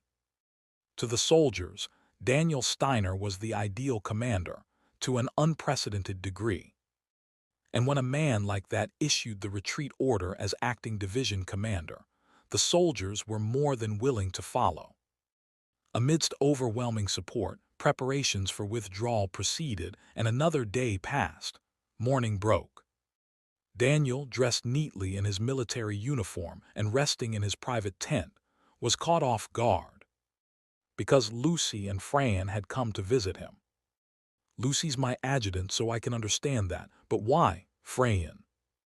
Unlike Lucy, who wore her usual emotionless expression, Fran looked as if she were on the verge of tears, like she'd just been reunited with a long-lost family member, which only made the situation feel more burdensome. As Daniel stood there confused, Fran stepped forward and grabbed his hand. "Colonel Daniel, I heard you were all right, but I couldn't be sure. I was worried. But it seems you're really okay. You're not hurt anywhere, right?" She was standing too close. Daniel, clearly uncomfortable, gave a reluctant nod. "Yeah, more importantly, Second Lieutenant Fran, according to Intelligence Officer Phelps, you made quite the contribution on the battlefield. Even in the chaos, you did well." He recalled hearing during yesterday's casualty reports that, thanks to Fran's healing magic, at least 20 soldiers' lives had been saved. She wasn't quite deserving of being called the Saint of the Empire yet, but her abilities were clearly awakening. Fran, apparently pleased by Daniel's compliment, smiled softly, then suddenly looked up at him. "If I did make a contribution, would it be possible to receive a reward?" It was a timid question, but given that the Empire's core ideology was reward and punishment based on merit, it was a fair one. "Of course, what kind of reward do you want?" "I'd like something material." "I see. If we return safely to the capital, I'll report your achievements to Her Majesty the Empress and arrange for you to receive an appropriate monetary reward." Daniel thought it was the perfect answer, but Fran shook her head. "That's not the kind of material reward I'm asking for." "Then what is it you want?" "It may sound strange, but what I want is affection, from you, Colonel Daniel." "Affection? There are many ways to express affection, but the most certain would be physical contact, I suppose." Physical contact. Depending on how it was heard, it could come across as embarrassingly inappropriate. Daniel, aware of Lucy's strangely irritated gaze, hesitated for a moment before raising a hand and gently patting Fran on the head. He figured if a simple gesture could satisfy a girl steeped in nationalism and full of unpredictable demands, it was a cheap price to pay. And will this do? He wasn't sure she'd actually be satisfied with something like that, but Fran smiled like a child in her mother's arms. "I'm so happy. Thanks to you, Colonel Daniel, today's me is much happier than the me of the past. I'll keep racking up achievements so that one day I can." Something about it made Daniel's skin crawl, and he quickly pulled his hand back. "That's enough for now." Frayan gave him a look like, it's already over, but didn't object further. Relieved, Daniel unconsciously turned to look at Lucy and froze without even realizing it.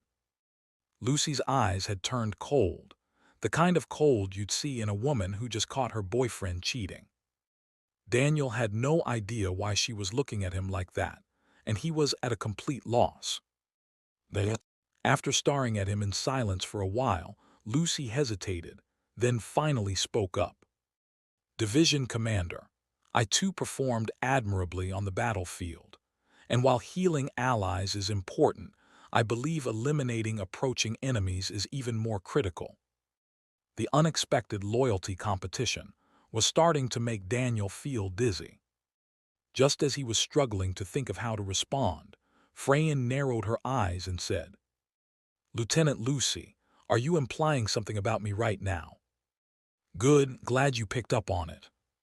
"That's disappointing. I didn't think you were such a petty person, Lieutenant Lucy." "I'm not petty. Maybe it's your narrow-minded way of thinking that is." "Are you really going to start a verbal fight with me in front of Colonel Daniel?" "You provoked me first." Every time the two of them exchanged words, the air inside the tent seemed to grow heavier. Daniel was just about to give in to the urge to walk out when the sound of footsteps came from outside.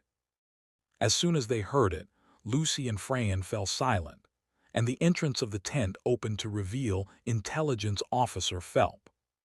Phelp looked curiously at the two women glaring at each other, but quickly dismissed it. "Division Commander." He gave a slight nod of greeting, then continued. "Preparations for retreat are complete.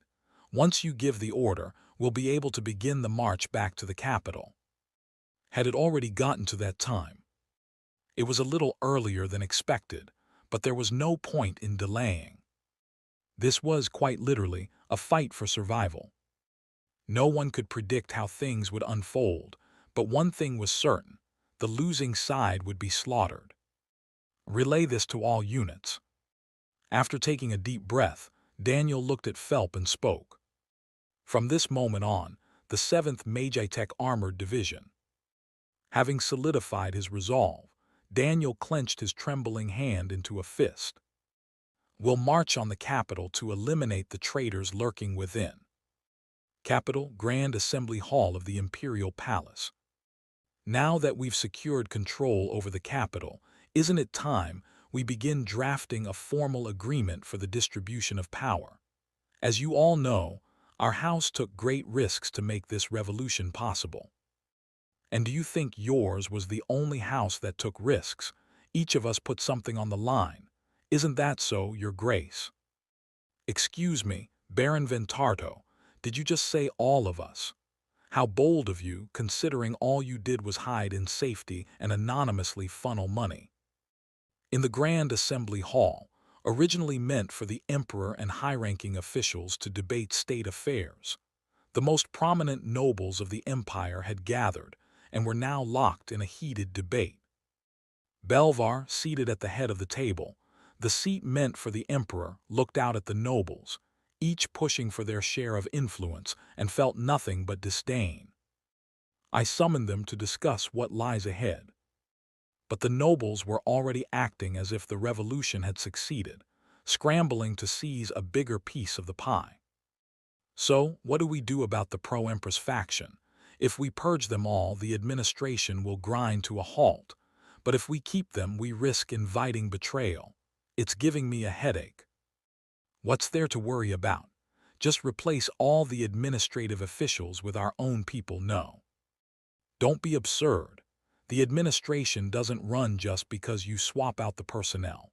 Without their knowledge and expertise, the entire bureaucratic continuity will collapse."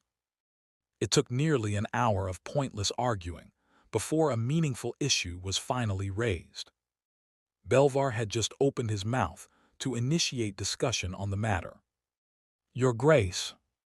From beyond the open doors of the Assembly Hall, the Deputy Director of the Intelligence Bureau, Pelliston, came running in. Pelliston, clearly in a rush, dropped to one knee in front of the central podium. Belvar tilted his head slightly, noticing the man's pale complexion and ragged breathing.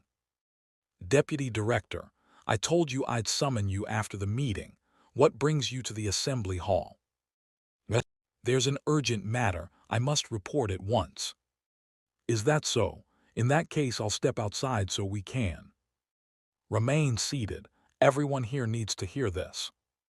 At Peliston's sudden outburst, the nobles who had been quietly bickering fell silent.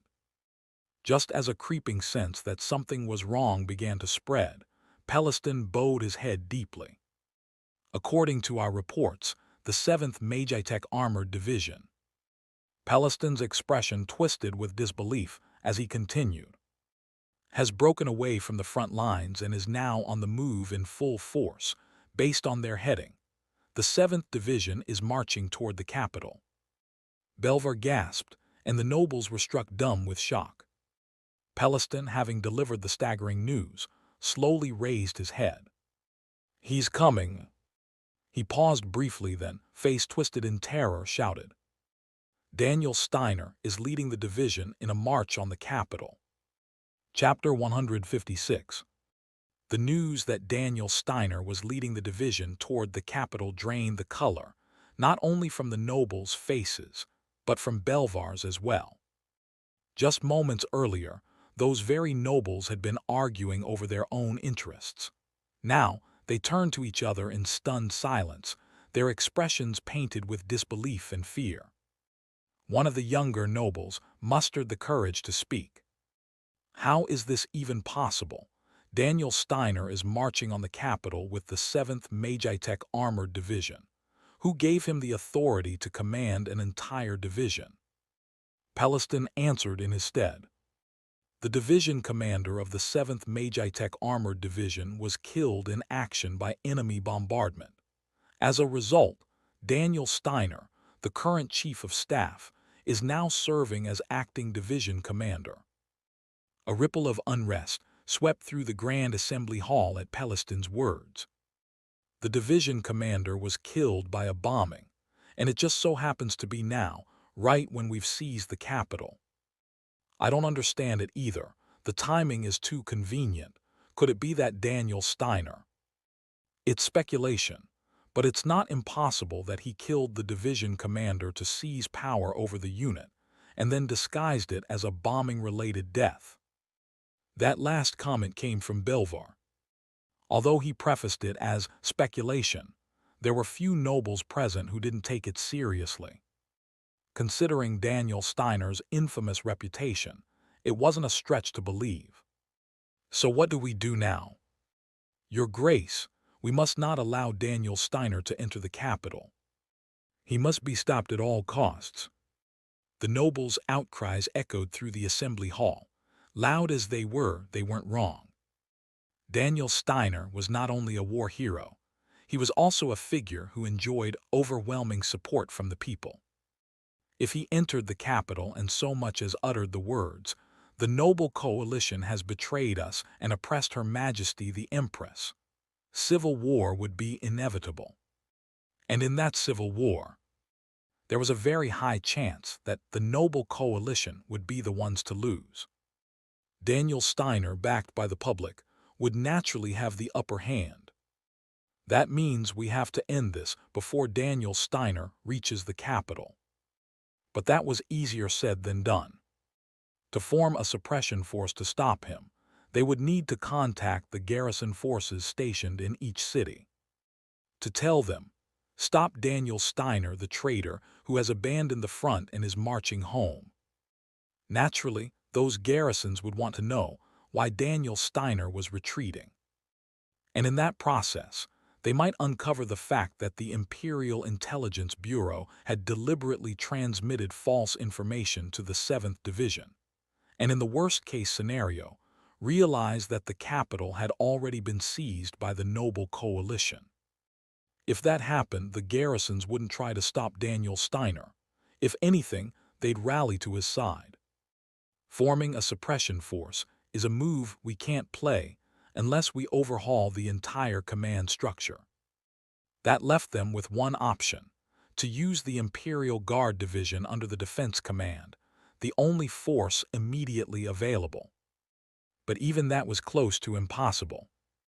The Imperial Guard, by its very nature, couldn't fully abandon the capital, and even if they stretched their forces and mobilized everything they had to stop the 7th Division, victory was far from guaranteed. Think about it.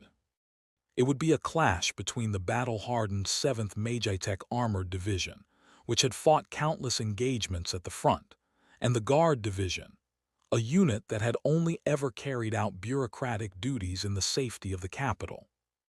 And to top it off, the 7th Division was now being led by the so-called tactical genius, Daniel Steiner.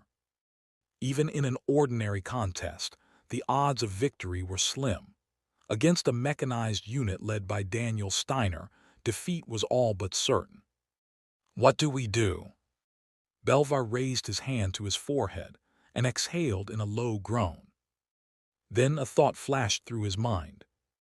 The reason we can't form a suppression force right now is because we lack the justification.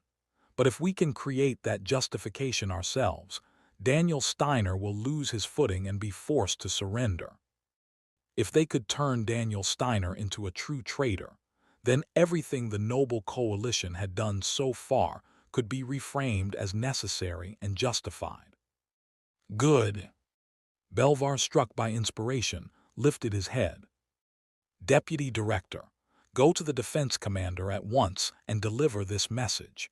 Use the armored regiment of the Imperial Guard to deliver an Imperial decree. An Imperial decree, sir. Yes, the decree will read, Traitor Daniel Steiner is ordered to halt his advance and surrender. Tell me, Deputy Director, what do you think Daniel Steiner will do when he hears this? The Deputy Director paused for a moment, then came to a quiet realization. He'll ignore the order and attack the armored regiment. After all, now that he's begun his retreat, Daniel Steiner can't turn back either. And then what happens? The commanders of each city's garrisons will hear that Daniel Steiner has truly committed treason, and the Noble Coalition will appear as the force standing against him. The Noble Coalition, standing to protect the capital and the Empress from Daniel Steiner. Daniel Steiner, furious that the situation in the capital is not going his way, murders his own division commander, takes his place, and marches to the capital in defiance. Perfect. It was all fiction, but if Daniel Steiner attacked the armored regiment delivering the Emperor's order, the narrative would transform into truth. Once it reached that point, the public would abandon him, and a suppression force could be raised without resistance. To Belvar, it was the best possible move. If you understand, deliver my orders to the defense commander. With every noble's eyes fixed on him, Belvar spoke quietly but firmly. Tell him to prepare a massive trap for the wolf. After hearing Belvar's proposal, the defense commander concluded there was no other option and agreed to deploy the armored regiment. Under the pretext of delivering an imperial decree, the regiment left the capital and, after several days of travel, set up camp on the plains, a choke point the 7th Immgwc Armored Division would inevitably pass through. The 7th Division, charging toward the capital in a cloud of dust, came to a temporary halt when they spotted the armored regiment of the Imperial Guard, deployed under the Capital Defense Command, positioned across the plain. The armored regiment, upon seeing them stop, dispatched a messenger to the 7th Division with the words, By order of His Majesty, the Emperor, Daniel Steiner is to halt his advance and surrender immediately. Upon hearing the phrase, by order of the Emperor, the 7th Division responded by asking the messenger to give us time to consider, then sent him back. And then the next day. That's way too many. Are we sure this division went through 2 major battles? 2nd Lieutenant Rakela, on sentry duty at the forward observation post, lowered his binoculars and let out a breath. I'm counting around 140 tanks, plus armored vehicles, self-propelled artillery, and even towed guns, all seemingly intact. You're telling me they went through 2 full engagements and barely took any losses? Rakela let out a faint chuckle, impressed in spite of himself when a soldier approached him. "Platoon leader, what do you think the 7th Division will do?" At the soldier's question, Rakela shrugged once. "Beats me, but command issued an order to prepare for retreat, just in case the 7th Division decides to attack. Apparently, they didn't even bother unloading most of the supplies." "Then, does that mean Colonel Daniel Steiner really committed treason? If I knew that, would I be stuck standing here?" "Fair point. A mere platoon leader like him wouldn't know the truth of what was going on behind the scenes." The soldier gave a shrug of his own and glanced back toward the 7th Division, then suddenly stiffened. A military vehicle was approaching from the distance, kicking up clouds of dust. "Platoon leader, over there looks something coming." Rakela turned toward the soldier's alarmed voice and raised his binoculars to confirm. Sure enough, a single vehicle NAV Yael letter 1D55A GHT was speeding toward them. "What is this, a messenger?" It made sense. They'd already delivered a surrender demand. Now it was time for the other side to respond. "Everyone ready your weapons, just in case." At Rakela's warning, the soldiers tightened their grips on their rifles, nerves taut. After a short wait, the vehicle from the 7th Division entered effective range. As the soldiers raised their rifles to aim, unsure of what was coming, the vehicle gradually slowed and came to a stop just outside the post. Rakela walked toward it. "Halt, stop right there, engine off and step out of the vehicle." Following his order, the driver shut off the engine and opened the door. As the driver stepped out, Rakela froze in place. "And what?" It wasn't a messenger. The man climbing out of the vehicle wore a black uniform adorned with the Imperial Cross of Distinction and the National Command Medal, both gleaming brilliantly in the sunlight. Daniel Steiner, the very man the defense commander had ordered captured and brought in as a traitor. Shocked by the completely unexpected appearance, Rakela couldn't say a word. Daniel turned his head and locked eyes with him. From those abyss-black pupils emanated an oppressive force, the source of which couldn't be identified. "State your name and rank." There was no need to give name and rank to someone, officially labeled a traitor like Daniel Steiner. But contrary to that thought, Rakela's mouth opened on its own. "This is 2nd Lieutenant Rakela, commanding the forward observation post." As the platoon leader stated his rank, the soldiers, still aiming their rifles at Daniel, slowly lowered their weapons.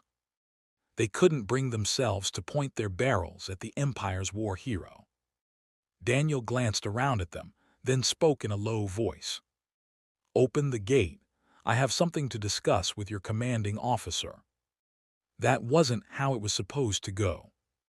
According to orders, they were to detain Daniel here and bring him to the regimental commander. Letter 1D4BB, letter 1D4C7, letter 1D452, letter 1D626, letter 1D638, letter 1D452, letter 1D4B8, letter 2134, letter 1D628. But Rakela's body wouldn't move. Just knowing what should be done didn't mean it could be carried out. Daniel cast a sharp look his way. "Lieutenant, don't make me say it twice." His voice was icy, laced with a restrained fury. Exposed to that gaze, Rakela reflexively bowed his head. "You understood." Only after blurting out a response did Rakela realize the truth. He couldn't defy the command of the hero standing before him. Chapter 157. Lieutenant Rakela, having received Daniel Steiner's order, reported it to command and opened the checkpoint gate. After that, Rakela offered to escort him to where the regiment commander was located, and Daniel accepted. As Daniel Steiner entered the armored regiment's camp, the attention of the soldiers and officers naturally converged on him. What the hell? Isn't that Colonel Daniel Steiner? That's the golden cross on his uniform. It has to be him. Everyone stopped what they were doing, blankly watching Daniel Steiner as he walked through the camp. It was only natural for them to be bewildered.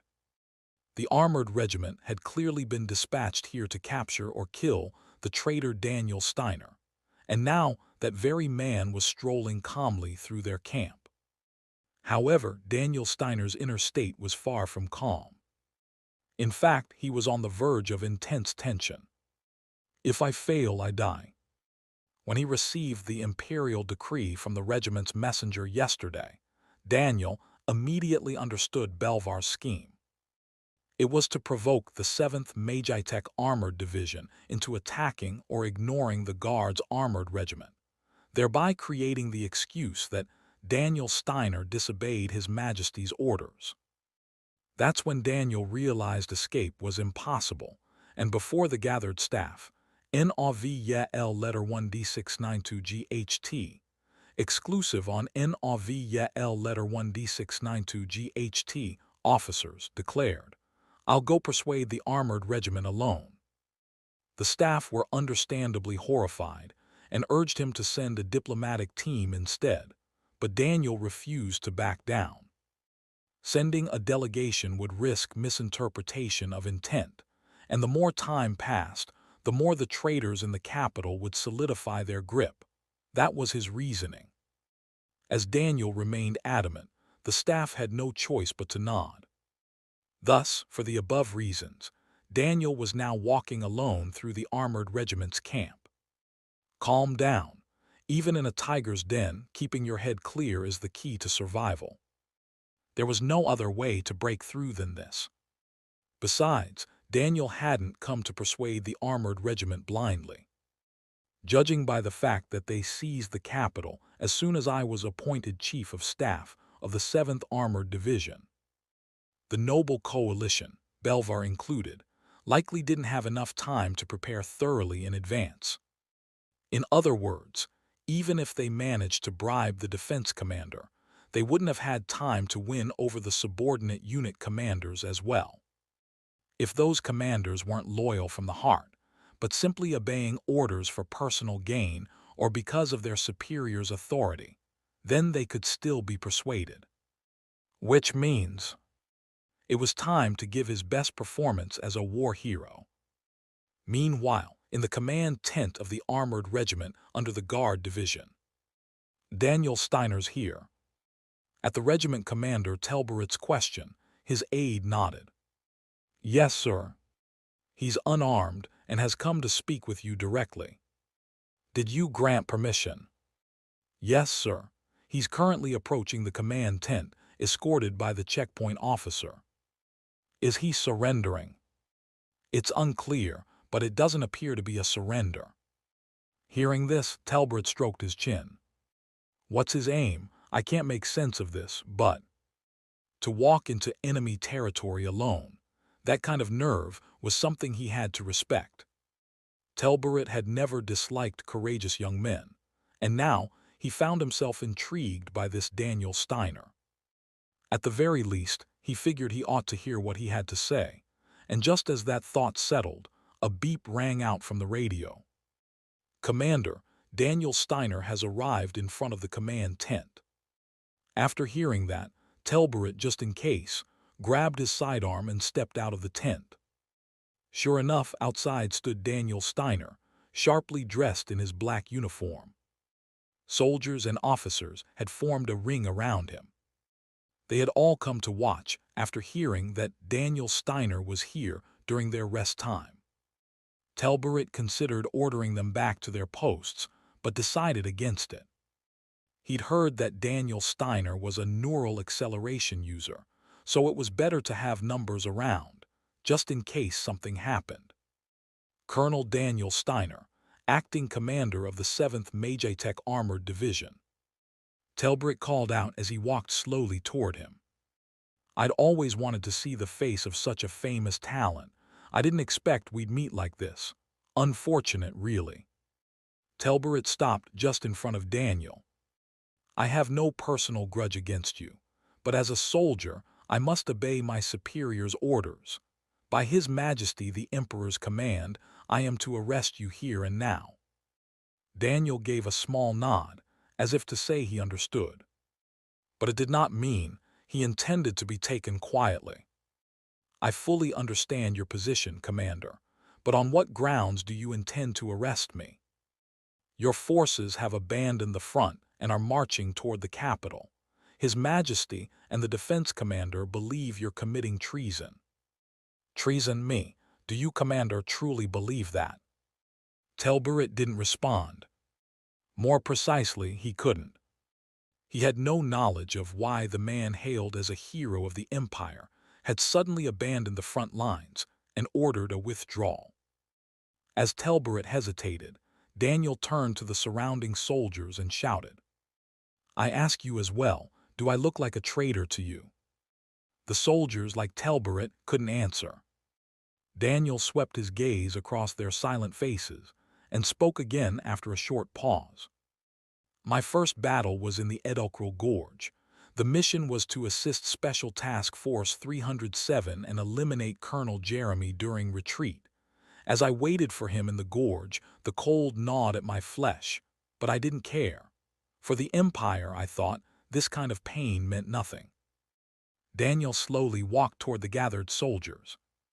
The mission succeeded, and so the staff headquarters acknowledged my ability and assigned me as operational staff for the Nordia front. You all know this. You know who planned and led the Nordia invasion to success. The soldiers who met Daniel's gaze lowered their eyes. All of them bore expressions of guilt. After Nordia's occupation, who was it that negotiated with the Eldresia Kingdom's foreign minister and brought massive profits to the Empire? Answer me, soldiers. Who was it? Daniel's voice echoed across the field. While most kept their eyes lowered, a few soldiers could no longer stay silent and answered. Colonel Daniel Steiner, sir. That small shift was already shaking the soldiers' resolve. Daniel pressed on.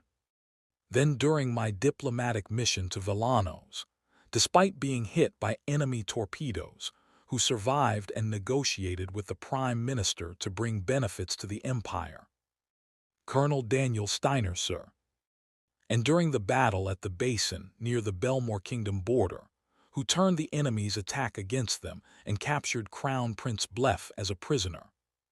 Soldiers raised their heads and answered with conviction. Colonel Daniel Steiner, sir. What had started as just a few voices had now grown into a unified cry. Daniel's sharp gaze swept across them. I have always devoted myself to the Empire, and I've always taken pride in that. Even recently, when I was appointed Chief of Staff of the 7th Armored Division, you all know I exposed the enemy's plan and captured an entire Allied brigade. His firm and commanding voice had seized the soldiers' attention.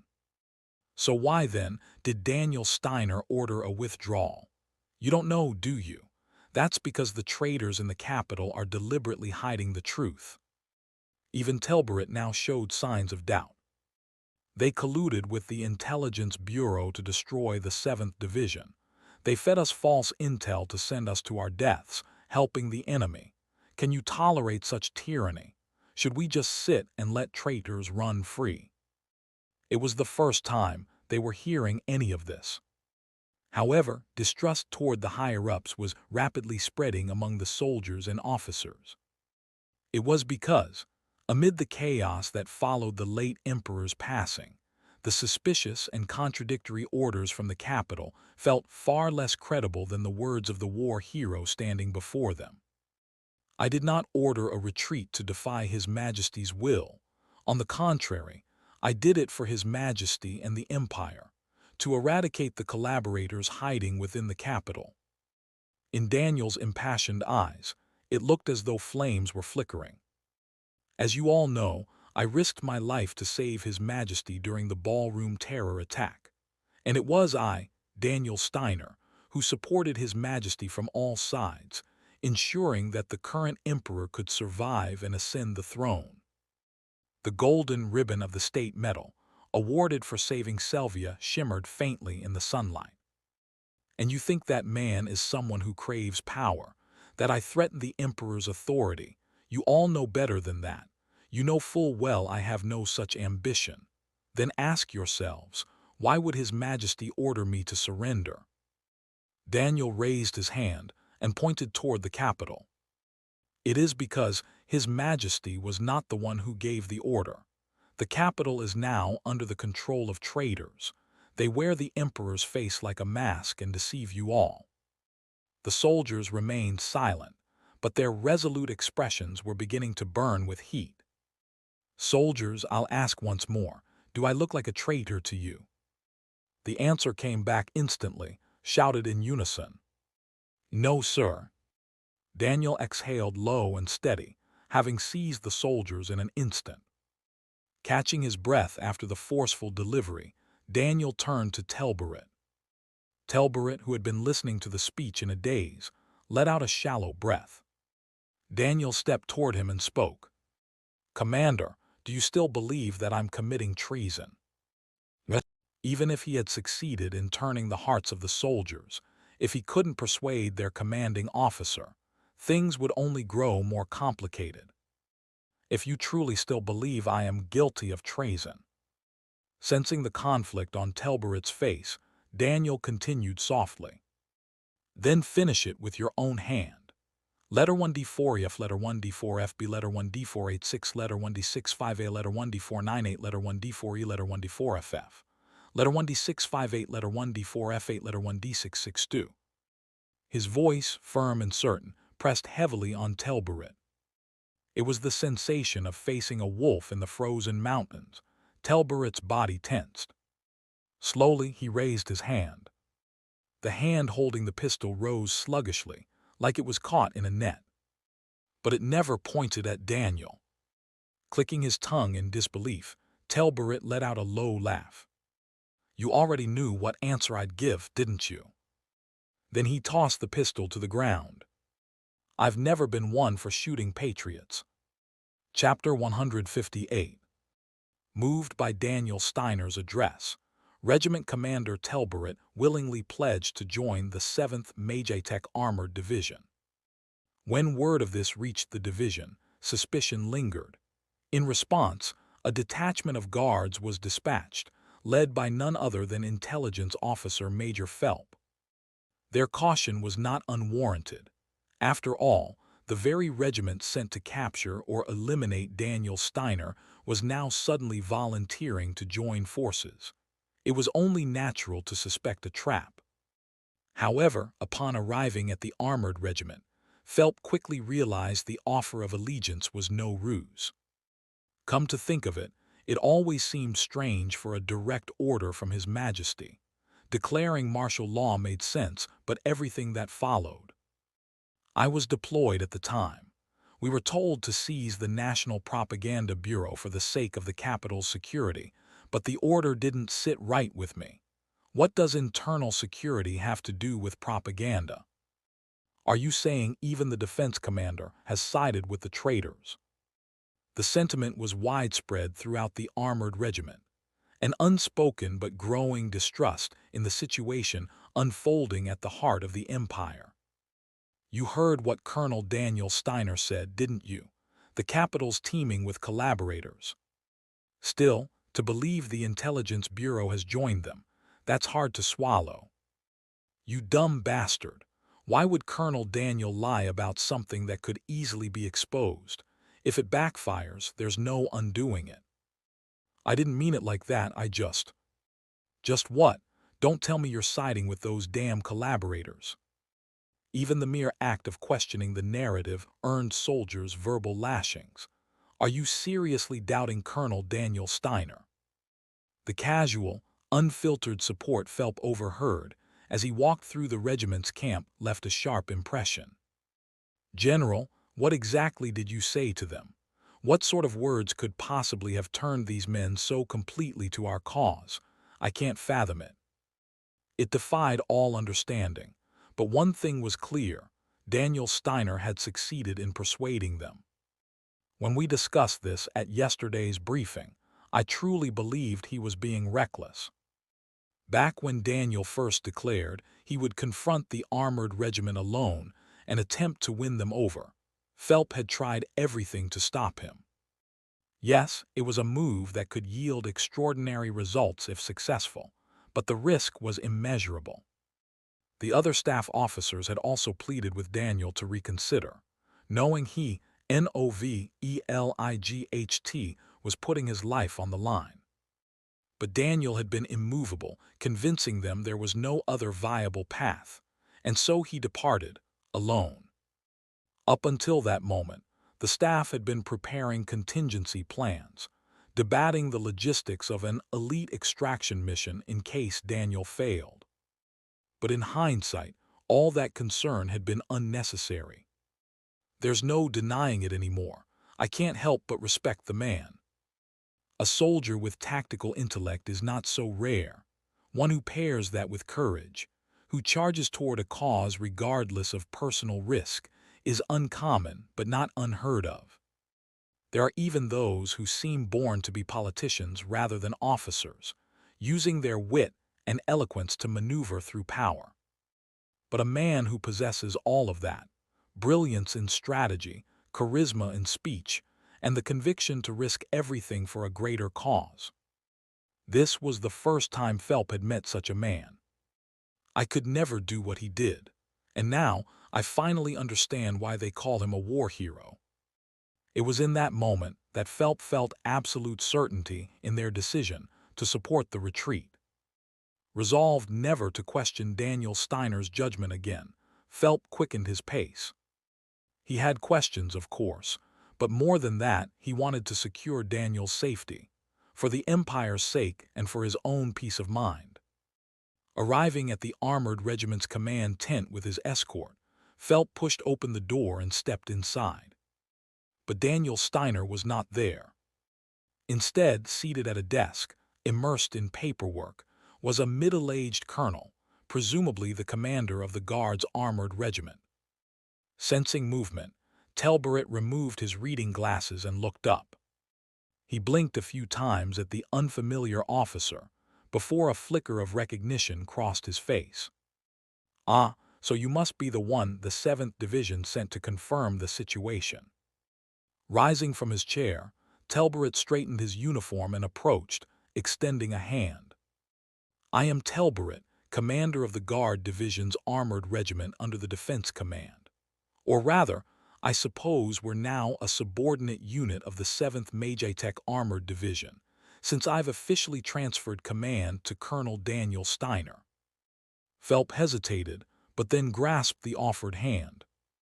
"Major Phelps, Intelligence Officer, 7th Immgwc Armored Division. We welcome your cooperation." After a brief handshake, Phelps continued. "Where is the general at the moment?" "Colonel, no. General Steiner is currently with the communications officer, inside the comms truck. Said he had a message to deliver to the capital." "I see." Phelps was about to leave, but paused mid-step. A question had suddenly come to mind. "Commander, if it's not inappropriate, I'd like to ask something." "Of course. It's not like I've anything urgent to do before tomorrow. Ask away." "Thank you. I'm curious. What exactly did the general say that led not only the soldiers, but even you, to side with the 7th Division?" It was not a difficult question. "He gave a speech," Telbaret said plainly. The general laid out in clear and simple terms why a man leading the 7th Division could not possibly be betraying the Empire. Then he accused the Intelligence Bureau of treachery, and I couldn't find it in myself to disagree. If they've turned, it means someone even higher is backing them. That's all." "A sharp question." Telbaret chuckled softly and shook his head. "Far from it. Even if the Intelligence Bureau were guilty of betrayal, if Daniel Steiner were a man of no consequence, I would have followed the defense commander's orders. As you may know, I have family in the capital. I have too much to lose to gamble on lofty ideals." And yet, you still chose to stand with the general. Of course I did, because Daniel Steiner is not a man of no consequence. He instinctively knows how to wield his own status, how to win the hearts of the people, and now that he commands a military force, well, you can imagine the rest. As Phelps remained silent, Telberit's eyes narrowed, growing serious. Listen carefully. The capital will soon have a new master. Right now, the nobles play at ruling, but it won't be long before Daniel Steiner takes it for himself. He already has the emperor's trust, and the people's. I've seen it with my own eyes. That's why I'm siding with him. Like I said, I have much to lose. And if I want to protect what's mine, I'd be a fool not to align myself with the next sovereign. The men may be inspired by the general's speech, but me, I'm here for more practical reasons. Not for patriotism, not for principle. Telberit's motives were self-preserving, family, power, and position. That was what loyalty meant to him, and exactly what Daniel Steiner had counted on. But to Phelps, who held a deep and genuine respect for Daniel, the words left a bitter taste. The general does not seek power. He acts only for the good of the empire. You clearly don't understand that. Acts for the empire, I won't argue, but regardless of intent, Daniel Steiner will inevitably wield power. He's too vital not to. If he does, it'll be for the empire's sake. Seeing Phelps' unwavering loyalty, Telberit let out a low laugh. As I said, I don't deny that. Meanwhile, at the Intelligence Bureau's Communications Command Center. Still no contact.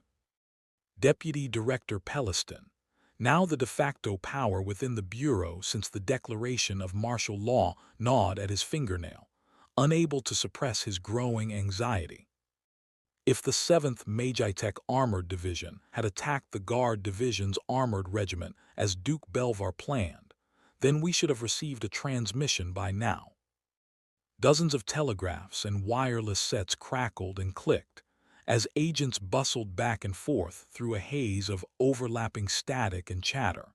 Yet from none of them came word from the armored regiment. He had not anticipated that silence could be so terrifying. Just as Pelliston was sinking into that unease, an officer raised his hand from across the room. Deputy Director, incoming message from the Guard Division's Armored Regiment. Is that true? At last it's finally here, the moment of reckoning. Pelliston rushed over, snatched up the transmitter's receiver with shaking fingers, and spoke with forced authority. This is Deputy Director Pelliston of the Imperial Intelligence Bureau, Communications Command. Identify yourself. But no voice came from the other end. Pelliston, irritated and on edge, jabbed the transmit button and snapped. Is the signal degraded? If so, check atmospheric conditions and reinitiate the transmission. Otherwise, state your name and the purpose of your call. After a brief silence, a single beep pierced the air, followed by a cold, unwavering voice. This is Colonel Daniel Steiner, commanding the 7th Magitech Armored Division. Pelliston involuntarily sucked in a breath. Daniel Steiner. Before the shock could even register fully, a deeper terror began to take root. If Daniel Steiner is speaking from within the Guard Division's Armored Regiment, then that could only mean one thing. The regiment had refused orders from high command and chosen to side with him. One of the worst-case scenarios was no longer hypothetical, it had happened. While Pelliston stood frozen, unable to respond, the voice on the other end returned, low, cold, and sharp as a blade. If you're listening, inform Duke Belvar. His mouth ran dry. His entire being screamed to terminate the connection, but he lacked the courage to act on it. The moment I returned to the capital. As Pelliston's hand trembled, Daniel's voice rang out again, firm, final, merciless. He will bear witness to hell itself. Chapter 159. Daniel Steiner's words were delivered to Belvar through Deputy Director Pelliston, of the Intelligence Bureau. When Belvar saw Peliston's fear-stricken face as he conveyed Daniel's message, he calmed him with the words, "I have a plan," and sent him away. But unlike what he had told Peliston, Belvar had no such plan. Because he had never even imagined that Daniel Steiner would be able to persuade the Guard Division's armored regiment to defect and join him. The tangled threads had now become a knotted mass that could no longer be unraveled. How disastrous! Belvar sat at his desk in the mansion study, slowly pouring wine into an elegant glass. The red wine shimmered under the moonlight, giving off a hue as dark as blood. Where did it all go wrong? Closing his eyes, Belvar sank into reflection. Back then, once Selvia became the clear successor to the Emperor, Belvar rallied every noble who held resentment toward her. In doing so, he formed the Noble Coalition and asserted that Daniel Steiner's power must be weakened for threatening the imperial authority. Since the majority of nobles agreed, Belvar acted without delay. It was Belvar himself who ordered Kadam, then head of the Free Society Party, to leak Daniel Steiner's location to the Kingdom of Belmore. But Daniel Steiner had seemingly known that his position had been compromised. On the very day of the Belmore Kingdom's assault, he had already evacuated the outpost. Crown Prince Blef, unaware of this, ordered an advance and ended up walking straight into Daniel Steiner's ambush, suffering heavy losses and getting captured in the end. He must have figured out back then that Kadam, the party leader, was the traitor. He didn't know the full details, but it was obvious Daniel had extracted the information in exchange for the prince's release. After returning to the capital, Daniel obtained investigative authority from Selvia and began a full-scale purge of traitors, almost as if to issue a warning to the Noble Coalition. Had it ended there, Belvar might have managed to unite the coalition more tightly. If sacrificing one lowly man like Kadam could strengthen their unity, it would have been a worthwhile trade. He would have mocked Daniel Steiner's haste and moved on to the next phase. But Daniel Steiner did not act as expected.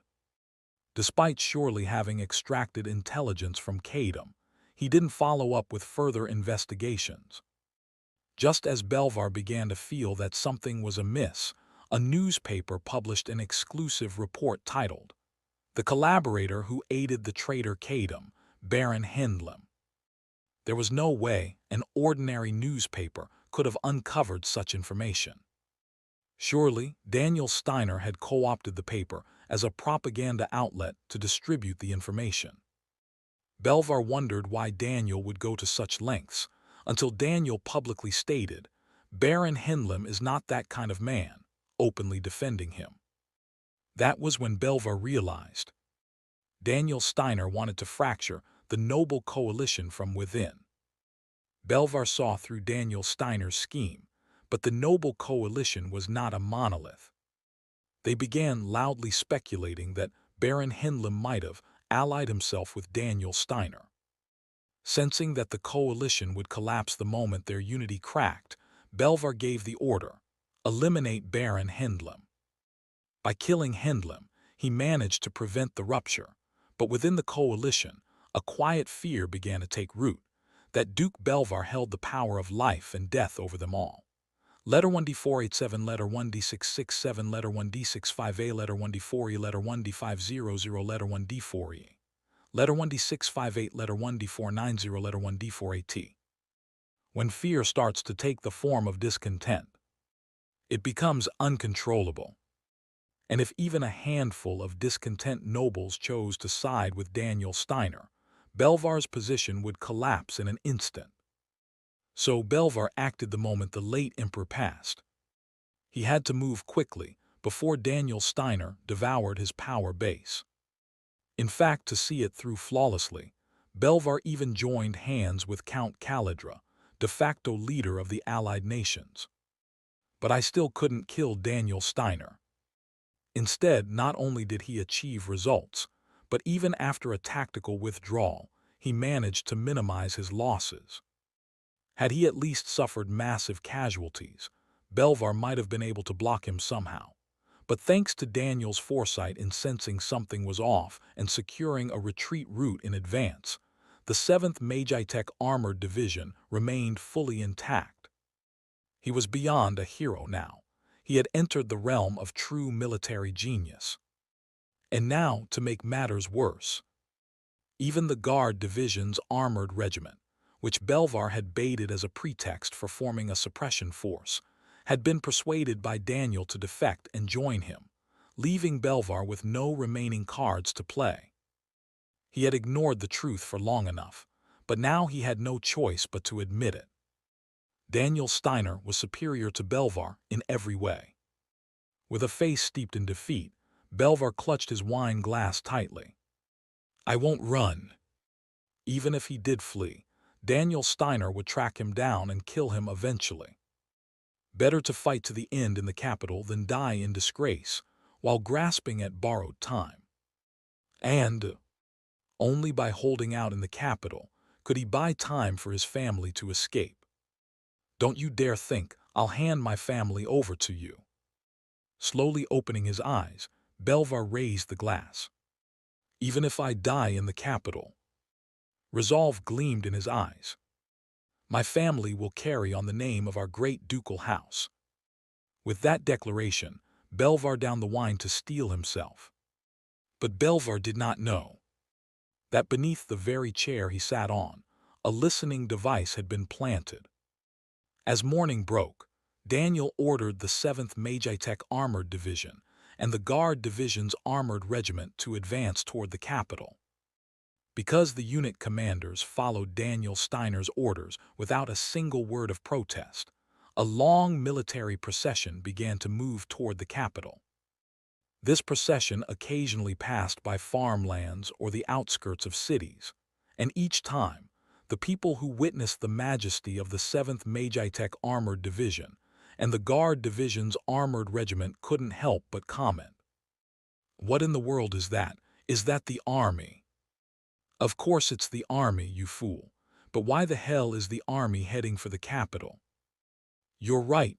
They're not headed for the front line, they're going to the capital. Did something happen there?" "Who knows? Stop acting like you know anything and keep your head down and get back to work." "Damn right. There's nothing good to come from getting involved with the military." One of the farmers, who had been watching the procession while chatting, unconsciously let out a gasp. But still, that's really something else. The endless column of tanks looked like giant slabs of steel raising waves as they moved. Each one was a violently shaped behemoth, rumbling in perfect formation. The noise they made sounded like the growls of wild beasts, sending chills down the spine. On top of that, the sight of armed soldiers marching forward, staring straight ahead like machines, exuded a will of iron. "I don't know who commands that army, but he must be like a king." No kidding. Honestly, with a force like that, they could level a whole city. Obviously, that's what an army is for. Wherever that army passed, it would not have been wrong to say a king reigned over that territory. Amid the farmers' awed murmurs, the army continued its advance. After several days, they finally arrived at the controlled entry point of the capital's wartime perimeter. Sergeant Volker, the officer in charge of the checkpoint, felt the ground shake from the movement of the tanks and hurriedly rushed outside. What he saw was a column of troops, accompanied by countless tanks, steadily advancing.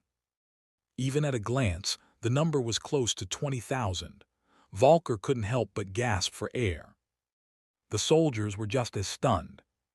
"Sergeant, sir, what do we do? Are we supposed to do a checkpoint inspection?" Volker, finally coming to his senses, shouted. "Checkpoint inspection? Are you out of your fucking mind?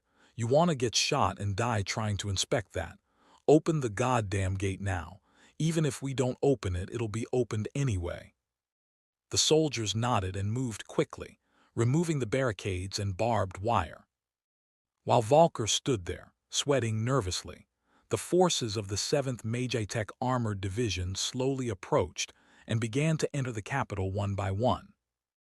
It was an unauthorized entry, but no one stopped them, nor could they.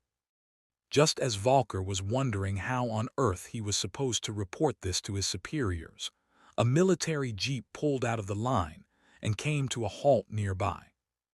Baffled, Volker cautiously approached. The window of the jeep rolled down slowly. At that moment, Volker reflexively saluted. There was no mistaking that face, even if one tried. "See Colonel Daniel Steiner, sir." Seated in the back seat of the jeep was none other than Daniel Steiner himself. Volker, frozen in place without realizing it, glanced nervously at Daniel and spoke up. "Is there anything you wish to say, sir?" Daniel, his tired eyes staring straight ahead, quietly opened his mouth. "To the citizens of the Empire, and to her Immgwc Cyrillic letter 456G Cyrillic letter 4BBT, only on Immgwc Cyrillic letter 456G Cyrillic letter 4BBT, Majesty the Empress." Daniel raised a hand and lightly straightened the cuff of his uniform. After brushing off a speck of dust from his sleeve, Daniel turned his head to look directly at Volker. And in that moment, Volker felt as though he couldn't breathe. "And to the traitors hiding within the capital." Daniel's eyes narrowed sharply as he stared at Volker. "Tell them Daniel Steiner has returned." Chapter 160. Thanks to the checkpoint chief opening the gate, the 7th Immgwc Armored Division was able to enter the capital without suffering any damage. Of course, just because no damage was incurred didn't mean there was no chaos in the capital. Tanks? Why are there tanks in the capital? What the hell? So it wasn't a lie that the 7th Immgwc Armored Division left the front line and came down here. "Be good, sweetie. Hold mommy's hand tight. We're going home right now. Don't even think about going outside for the time being." As the line of tanks and soldiers advanced into the capital, citizens scattered in panic. Occasionally, a tank would crush a car blocking the road due to illegal parking, rolling over it with its treads. Each time that happened, the shattering windows and collapsing chassis of the vehicle left the citizens visibly shaken. "You idiots, snap out of it. This isn't some parade. Is there going to be a civil war? Why is this happening?" From the perspective of the citizens, they had simply been going about their daily lives. And now, with thousands of troops suddenly occupying the capital, their panic was only natural. On top of that, Belvar was likely using the Imperial Daily to incite the public with the narrative that Daniel Steiner has committed treason. That would have only made the situation all the more chaotic. "They probably really believe I've staged a coup." It was a misunderstanding that would eventually be cleared up, but the sooner, the better. Daniel pulled out the radio from his coat and pressed NOVELIGHT, the transmission button. "All staff officers and unit commanders are to gather at Central Plaza immediately." No sooner had the order been given than the driver pulled the vehicle out of the formation and headed toward the plaza. As they moved past tanks and armored vehicles, Lucy, who was seated next to Daniel, spoke. "There's been no resistance. You expected the Defense Command to block us." "To be honest, yes, I did." Daniel let out a low chuckle. "As you predicted, the defense commander might very well have given the order to stop us. But did you really think the unit commanders would obey it?" "Now that I think about it." "Exactly. One of their core units, the Armored Regiment, is on my side. That means even if a civil war were to break out, they'd be facing certain defeat. From the commander's point of view, would they choose to obey the defense commander's order and die a dog's death, or commit insubordination and survive? There wasn't a single commander who wanted to die in a pointless clash with friendly forces, maybe in a battle against the allied nations, but not this. Had Belvar given the defense command even the slightest legitimate justification, it might have been different. But from the moment Daniel succeeded in persuading the armored regiment, it had all crumbled. They're nothing but rats trapped in a cage now. Daniel clenched his fist tightly. They'll pay the price for trying to kill me. To Daniel, whose top priority in life was survival, the Noble Coalition was nothing more than a malignant tumor that had to be eradicated completely. Just as he was weighing how to deal with Duke Belvar and the rest of the nobles, the vehicle entered Central Plaza and came to a stop. As he stepped out of the car, Daniel could see the unit commanders gathered in front of the fountain. Beneath the bright full moon, the staff officers and soldiers assigned to guard duty were also assembled around them. As Daniel approached, the unit commanders greeted him.